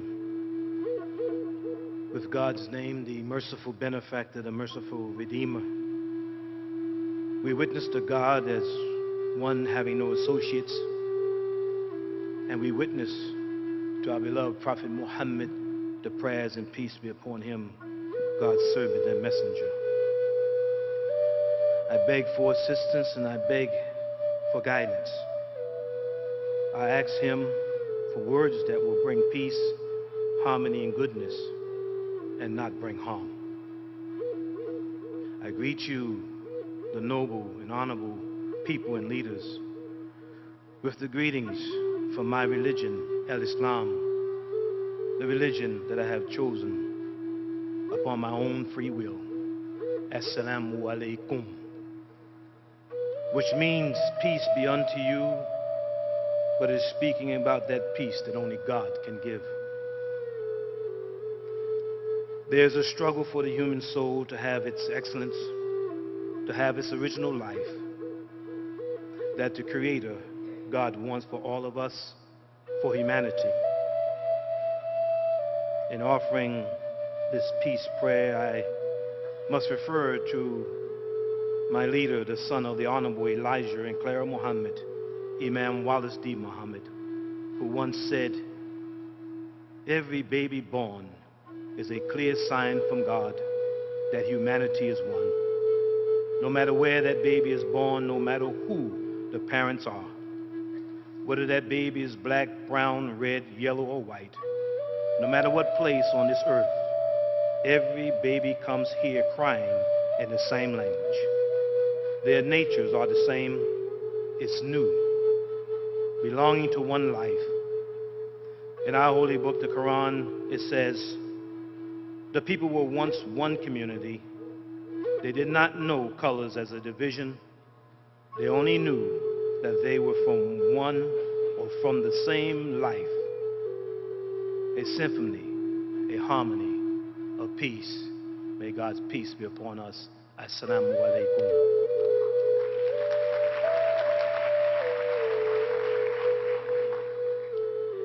Representing the Sikh people, Jatinder Singh, Regional Director of the United Sikhs. Sat Shri Akal. Ek Omkar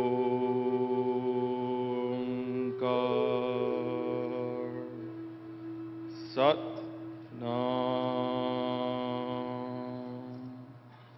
There's only one God, and God's name is the ultimate truth. In this age of darkness, this world loaded with Maya, money, and weapons of mass destruction, the only answer to save this world is prayers in the company of saints. With the company of saints, all enemies become friends. With the company of saints, one becomes very pure in life. With the company of saints, one is enemy of none. With the company of saints, one does not have tendency for evil deeds. With the company of saints, one does not consider anybody as bad or evil. Because with company of saints, one comes to realize that Lord of the highest bliss is residing in every person. With the company of saints, one does not have the fever of ego or pride. With the company of saints, one deserts all pride, that is, I, me, myself, etc., says Guru Nanak. I truly hope one day all the countries get together at United Nations just to pray for world peace only. Thank you. Sat Shri Akal. Representing the Zoroastrian people, Nina Mistry of the Federation of Zoroastrian Associations of North America.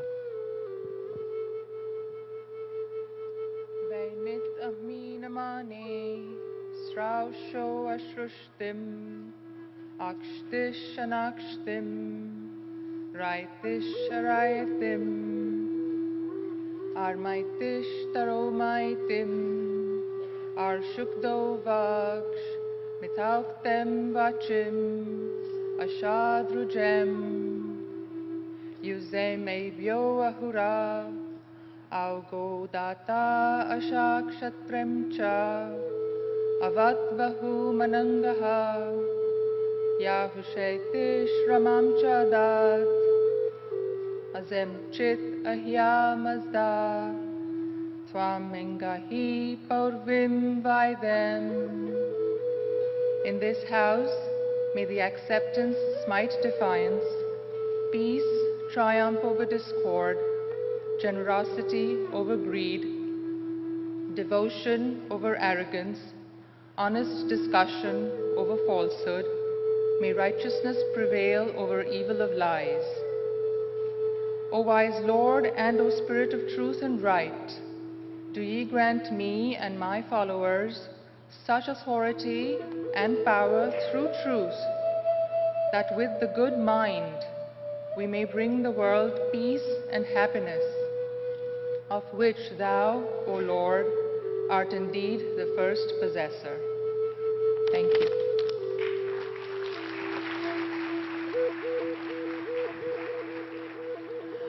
Our thanks to all the religious representatives for offering their prayers from so many rich sources of wisdom, and also to our flute player, Mr. John Blond, for his lovely music.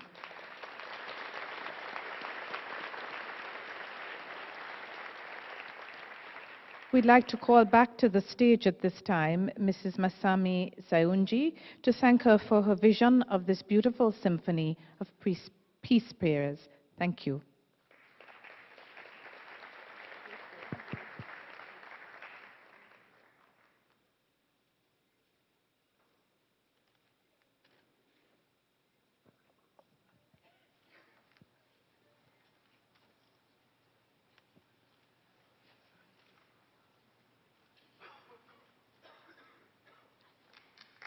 Thank you all.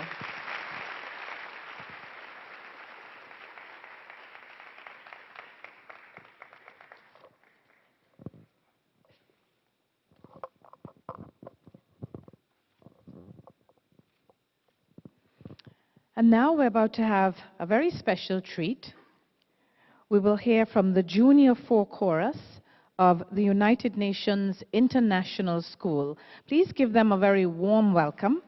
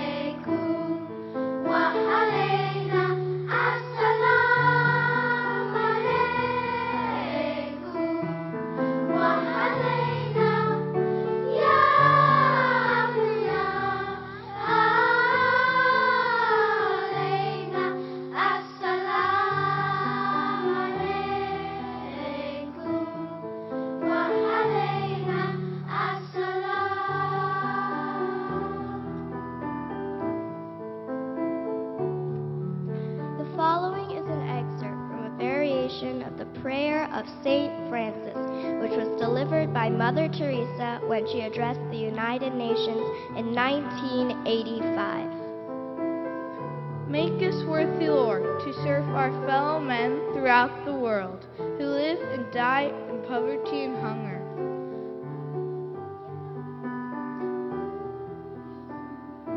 Give them through our hands this day their daily bread, and by your understanding love, give peace and joy. Make me a channel of thy peace. Where there is hatred, I may bring love. Where there is wrong, I may bring the spirit of forgiveness. Where there is discord, I may bring harmony. Where there is error, I may bring truth. Where there is doubt, I may bring faith. That where there is despair, I may bring hope. That where there are shadows, I may bring light. That where there is sadness, I may bring joy.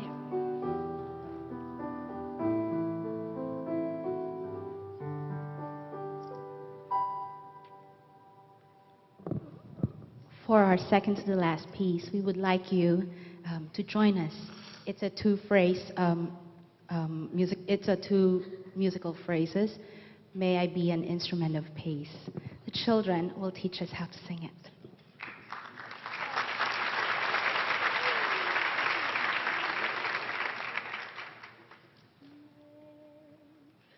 May I be an instrument of peace.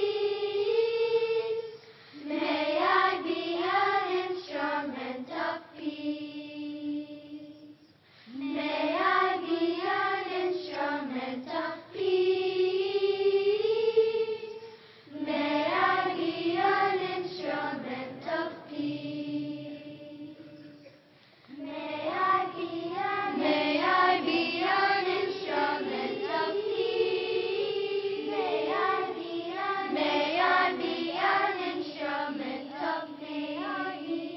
May I be an instrument of peace. May I be an instrument of peace. May I be an instrument of peace. May I be an instrument of peace. May I be an instrument of peace. May I be an instrument of peace.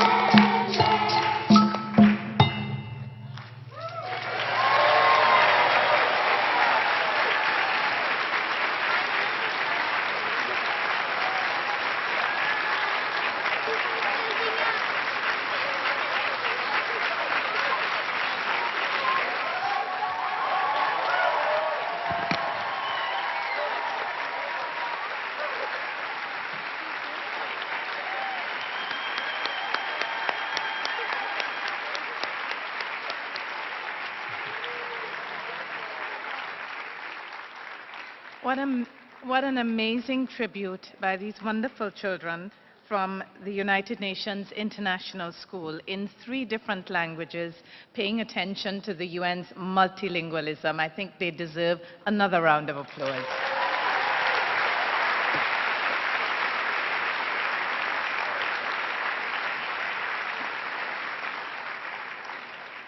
And now we're preparing for the final portion of today's program, and a very special part of the program, and that is the World Peace Flag Ceremony.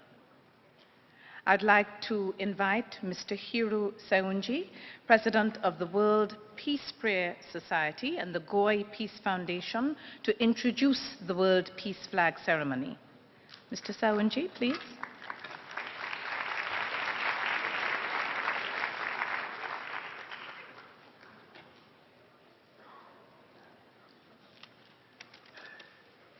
Oh, what a wonderful chorus. It's hard to speak after that. Well, Excellencies, Madam Van, honorable guests, ladies and gentlemen, good afternoon and happy Valentine's Day. It's my great pleasure to be a part of this special event, United for a Culture of Peace through Interfaith Harmony.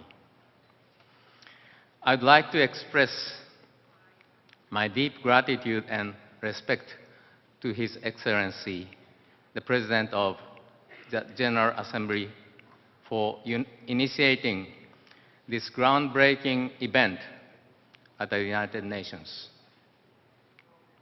I also wish to thank UNESCO and all the missions and NGOs involved for their efforts and commitment to make this gathering possible. On behalf of the Goy Peace Foundation and the World Peace Prayer Society, it is a great honor for me to present the World Peace Flag Ceremony here in the United Nations General Assembly Hall. For over half a century, we have been spreading the universal message, may peace prevail on us, as a way to unite the hearts of humanity, transcending all boundaries of culture, religion, and politics. Next to me, here is a peace ball inscribed with the words, may peace prevail on us, written in the 6 UN official languages. Today, there are over 200,000 peace balls in almost every country carrying the message of peace in different languages. The World Flag Ceremony is another way we share the spirit of peace message. In this ceremony, we express our wish for peace and happiness of every country as their flag is presented one by one. It has been performed all over the world in various settings, including the ceremony held in this General Assembly Hall in 1990. We believe that honoring and respecting one's country and other countries alike is the fundamental spirit of world peace. It was 10 years ago, on February 1st, 2003, that the astronaut of Space Shuttle Columbia, William McCool, left the following words. He saw planet Earth from space and said, "From our orbital vantage point, we observe an Earth without borders, full of peace, beauty, and magnificence, and we pray that humanity as a whole can imagine borderless world as we see it and strive to live as one in peace. These were his last words before he died in the tragic accident, and I believe it was his will entrusted to the human race. Indeed, seen from the universe, the Earth is like a radiant living entity with no borders. We human beings, as well as animals, plants, and other forms of life, are all important part of this living entity.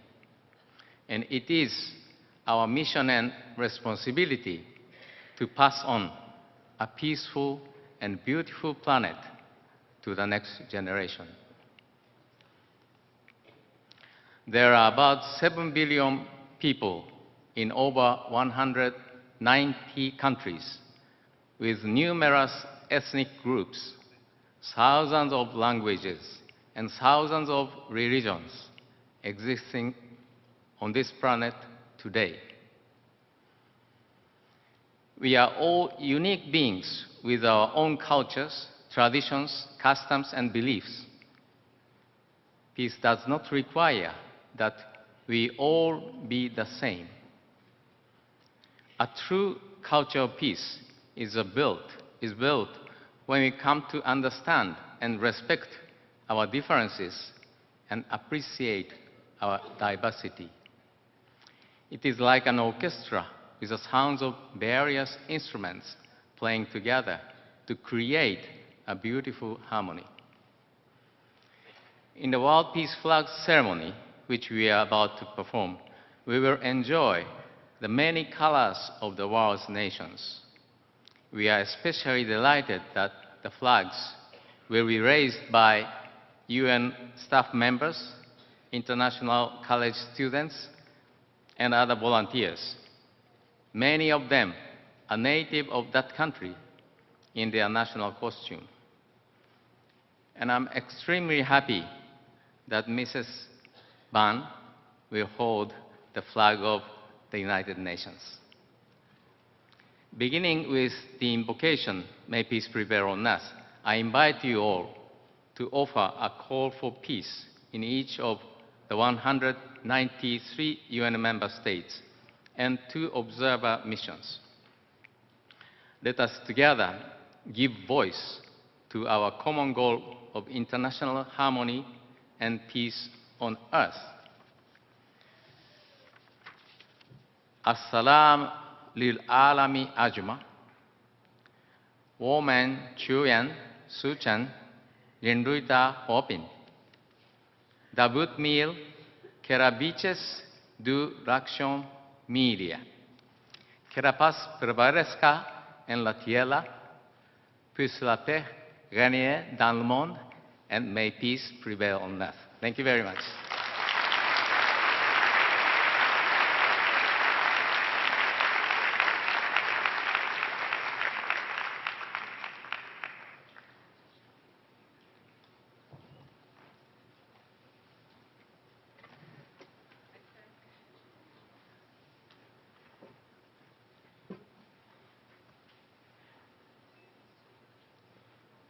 I thank Mr. Hiro Sauji for his introduction of the flag ceremony and call on Dr. Noel Brown, President of the Friends of the United Nations, and Dr. Maki Kawamura, Executive Director of the Goi Peace Foundation, to come forward as they will be announcing the names of each country.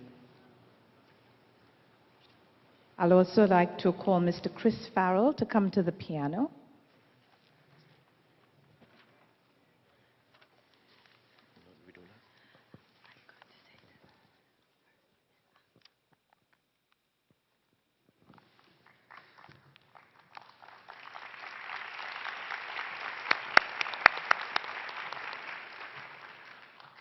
We will now offer a call for peace in each of the 193 UN member states and 2 observer missions. Dr. Brown and I will call out the name of each country in turn as its flag is presented. We ask all of you to join in reciting, "May peace be in that country." Also, inside your program, you will find a paper flag of one of the countries. You are invited to stand and hold up the flag when that country is announced, and also when your own country of origin is called. Many UN staff members and international college students will be proudly raising their own country's flag today. Are the flag bearers ready? Is Mr. Chris Farrell at the piano? Okay, then let us begin.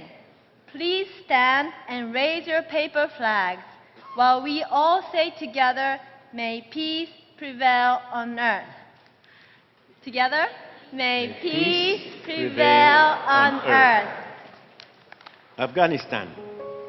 May peace be in Afghanistan. Albania. May peace be in Albania. Algeria. May peace be in Algeria. Andorra. May peace be in Andorra. Angola. May peace be in Angola. Antigua and Barbuda. May peace be in Antigua and Barbuda. Argentina. May peace be in Argentina. Armenia. May peace be in Armenia. Australia. May peace be in Australia. Austria. May peace be in Austria. Azerbaijan. May peace be in Azerbaijan. The Bahamas. May peace be in the Bahamas. Bahrain. May peace be in Bahrain. Bangladesh. May peace be in Bangladesh. Barbados. May peace be in Barbados. Belarus. May peace be in Belarus. Belgium. May peace be in Belgium. Belize. May peace be in Belize. Benin. May peace be in Benin. Bhutan. May peace be in Bhutan. Bolivia. May peace be in Bolivia. Bosnia and Herzegovina. May peace be in Bosnia and Herzegovina. Botswana. May peace be in Botswana. Brazil. May peace be in Brazil. Brunei Darussalam. May peace be in Brunei Darussalam. Bulgaria. May peace be in Bulgaria. Burkina Faso. May peace be in Burkina Faso. Burundi. May peace be in Burundi. Cambodia. May peace be in Cambodia. Cameroon. May peace be in Cameroon. Canada. May peace be in Canada. Cape Verde. May peace be in Cape Verde. The Central African Republic. May peace be in the Central African Republic. Chad. May peace be in Chad. Chile. May peace be in Chile. China. May peace be in China. Colombia. May peace be in Colombia. The Comoros. May peace be in the Comoros. Congo. May peace be in Congo. Costa Rica. May peace be in Costa Rica. Côte d'Ivoire. May peace be in Côte d'Ivoire. Croatia. May peace be in Croatia. Cuba.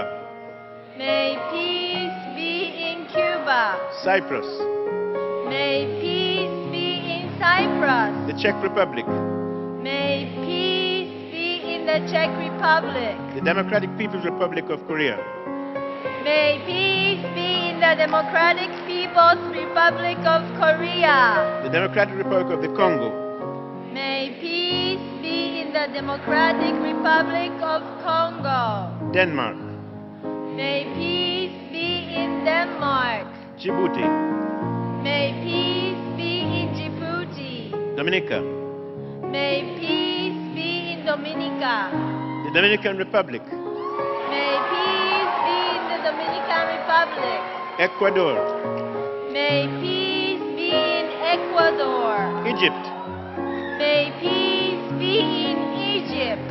El Salvador, May peace be in El Salvador. Equatorial Guinea, May peace be in the Equatorial Guinea. Eritrea, May peace be in Eritrea. Estonia, May peace be in Estonia.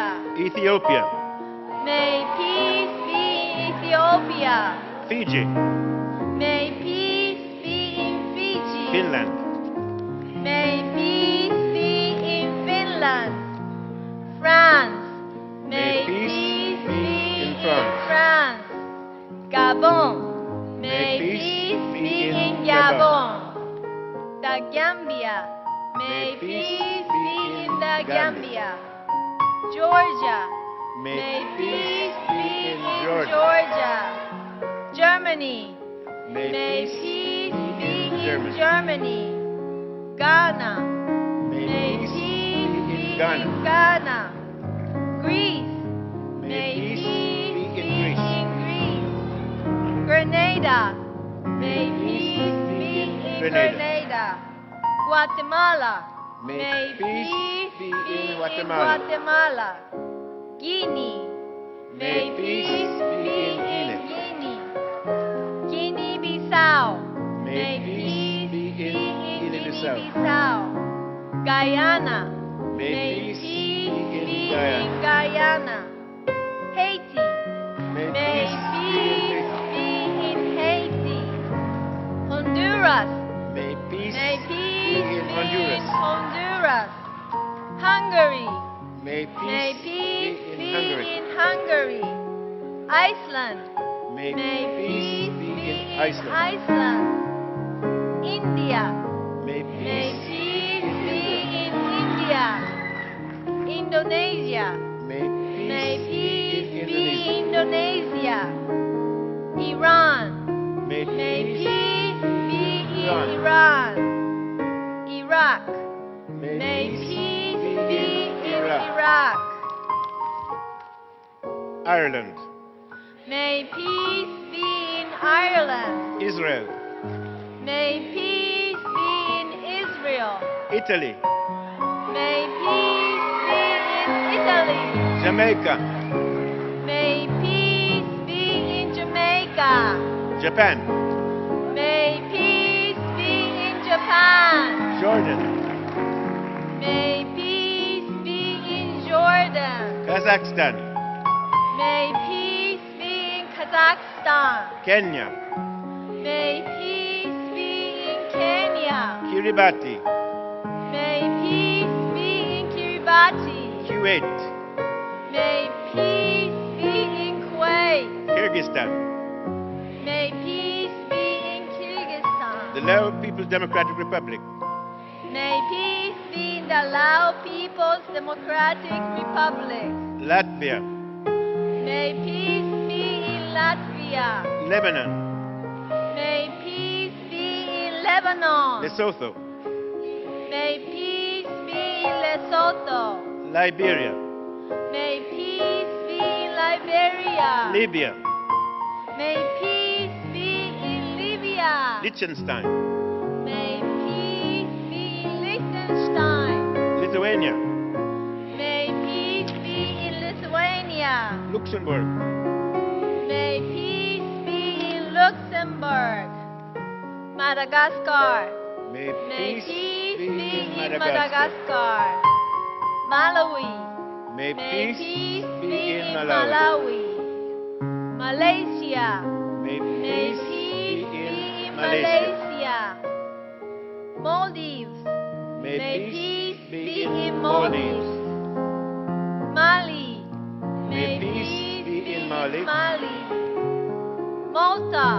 May May peace peace be in in Malta. Malta. The Marshall Islands. May peace be be in the in the Marshall Marshall Islands. Islands. Mauritania. May May peace peace be in Mauritania. Mauritania. Mauritius. May May peace peace be be in in Mauritius. Mexico. May peace be in Mexico. Micronesia. May peace be in Micronesia. Monaco. May May peace peace be be in in Monaco. Monaco. Mongolia. May May peace peace be be in Mongolia. Montenegro. May May peace peace be be in in Montenegro. Montenegro. Morocco. May May peace peace be be in in Morocco. Morocco. Mozambique. May May peace peace be be in in Mozambique. Mozambique. Myanmar. May May peace peace be in be Myanmar. in Myanmar. Namibia. May peace be in Namibia. Nauru. May peace be in Nauru. Nepal. May peace be in Nepal. The Netherlands. May peace be in the Netherlands. New Zealand. May peace be in New Zealand. Nicaragua. May peace be in Nicaragua. Niger. May peace be in Niger. Nigeria. May peace be in Nigeria. Norway. May peace be in Norway. Oman. May peace be in Oman. Pakistan. May peace be in Pakistan. Palau. May peace be in Palau. Panama. May peace be in Panama. Papua New Guinea. May peace be in Papua New Guinea. Paraguay. May peace be in Paraguay. Peru. May peace be in Peru. The Philippines. May peace be in the Philippines. Poland. May peace be in Poland. Portugal. May peace be in Portugal. Qatar. May peace be in Qatar. The Republic of Korea. May peace be in the Republic of Korea. The Republic of Moldova. May peace be in the Republic of Moldova. Romania. May peace be in Romania. The Russian Federation. May peace be in the Russian Federation. Rwanda. May peace be in Rwanda. St. Kitts and Nevis. May May peace be in St. Kitts and Nevis. St. Lucia. May peace be in St. Lucia. St. Vincent and the Grenadines. May peace be in St. Vincent and the Grenadines. Samoa. May peace be in Samoa. San Marino. May peace be in San Marino. Sao Tome and Principe. May peace be in Sao Tome and Principe. Saudi Arabia. May May peace peace be be in Saudi Arabia. Senegal. May May peace peace be in Senegal. Senegal. Serbia. May peace be in Serbia. Serbia. Seychelles. May peace be in Seychelles. Seychelles. Sierra Leone. May peace be in Sierra Leone. Singapore. May peace be in Singapore. Slovakia. May May peace peace be be in in Slovakia. Slovakia. Slovenia. May May peace peace be be in in Slovenia. Slovenia. The Solomon Islands. May May peace peace be be in in the the Solomon Solomon Islands. Islands. Somalia. May May peace peace be be in in Somalia. Somalia. South Africa. May May peace peace be be in in South South Africa. Africa. South Sudan. May May peace peace Sudan. Spain. May peace be in Spain. Sri Lanka. May peace be in Sri Lanka. Sudan. May peace be in Sudan. Suriname. May peace be in Suriname. Swaziland. May peace be in Swaziland. Sweden. May peace be in Sweden. Switzerland. May peace be in Switzerland. The Syrian Arab Republic. May peace be in Syrian Arab Republic. Tajikistan. May peace be in Tajikistan. Thailand. May peace be in Thailand. The former Yugoslav Republic of Macedonia. May peace be in the former Yugoslavic Republic of Macedonia. Timor-Leste. May peace be in Timor-Leste. Togo. May peace be in Togo. Tonga. May peace be in Tonga. Trinidad and Tobago. May peace be in Trinidad and Tobago. Tunisia. May peace be in Tunisia. Turkey. May peace be in Turkey. Turkmenistan. May peace be in Turkmenistan. Tuvalu. May peace be in Tuvalu. Uganda. May peace be Uganda. Ukraine. May peace be in Ukraine. Ukraine. The United Arab Emirates. May peace be in the the United United Arab Arab Emirates. The United Kingdom of Great Britain and Northern Ireland. May May peace peace be in the United Kingdom of Great Britain and Northern Ireland. The United Republic of Tanzania. May peace be in the United Republic of Tanzania. The United States of America. May peace be in the United States of America. Uruguay. Uruguay. May peace be in Uruguay. Uzbekistan. Uzbekistan. May peace be in Uzbekistan. Vanuatu. May peace be in Vanuatu. Venezuela. May peace be in Venezuela. Vietnam. May May peace be in Vietnam. Yemen. May peace be in Yemen. Zambia. May peace peace be in Zambia. in Zambia. Zimbabwe. May May peace peace be be in in Zimbabwe. Now to observer missions, the Holy See. May May peace peace be in be the Holy in See. the Holy See. The state of Palestine. May peace be in the state of Palestine. And then,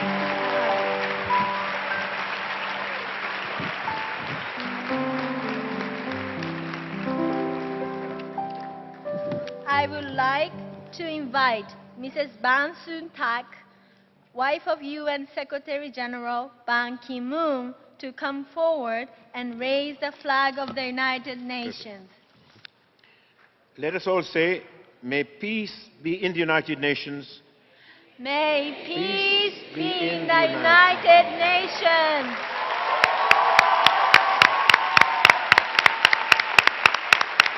Very good.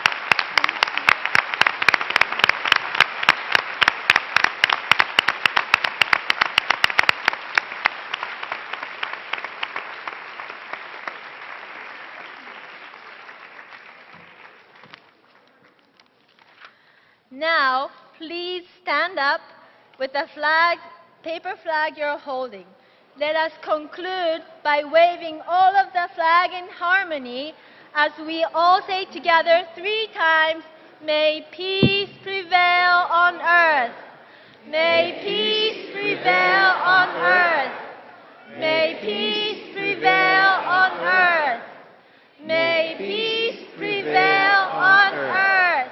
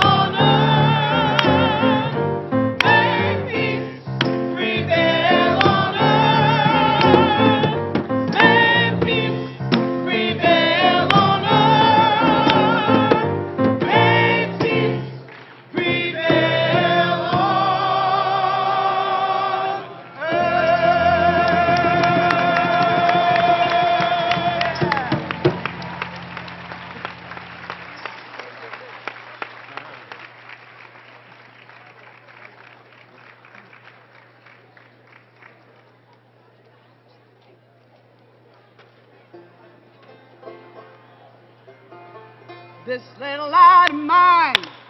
I'm gonna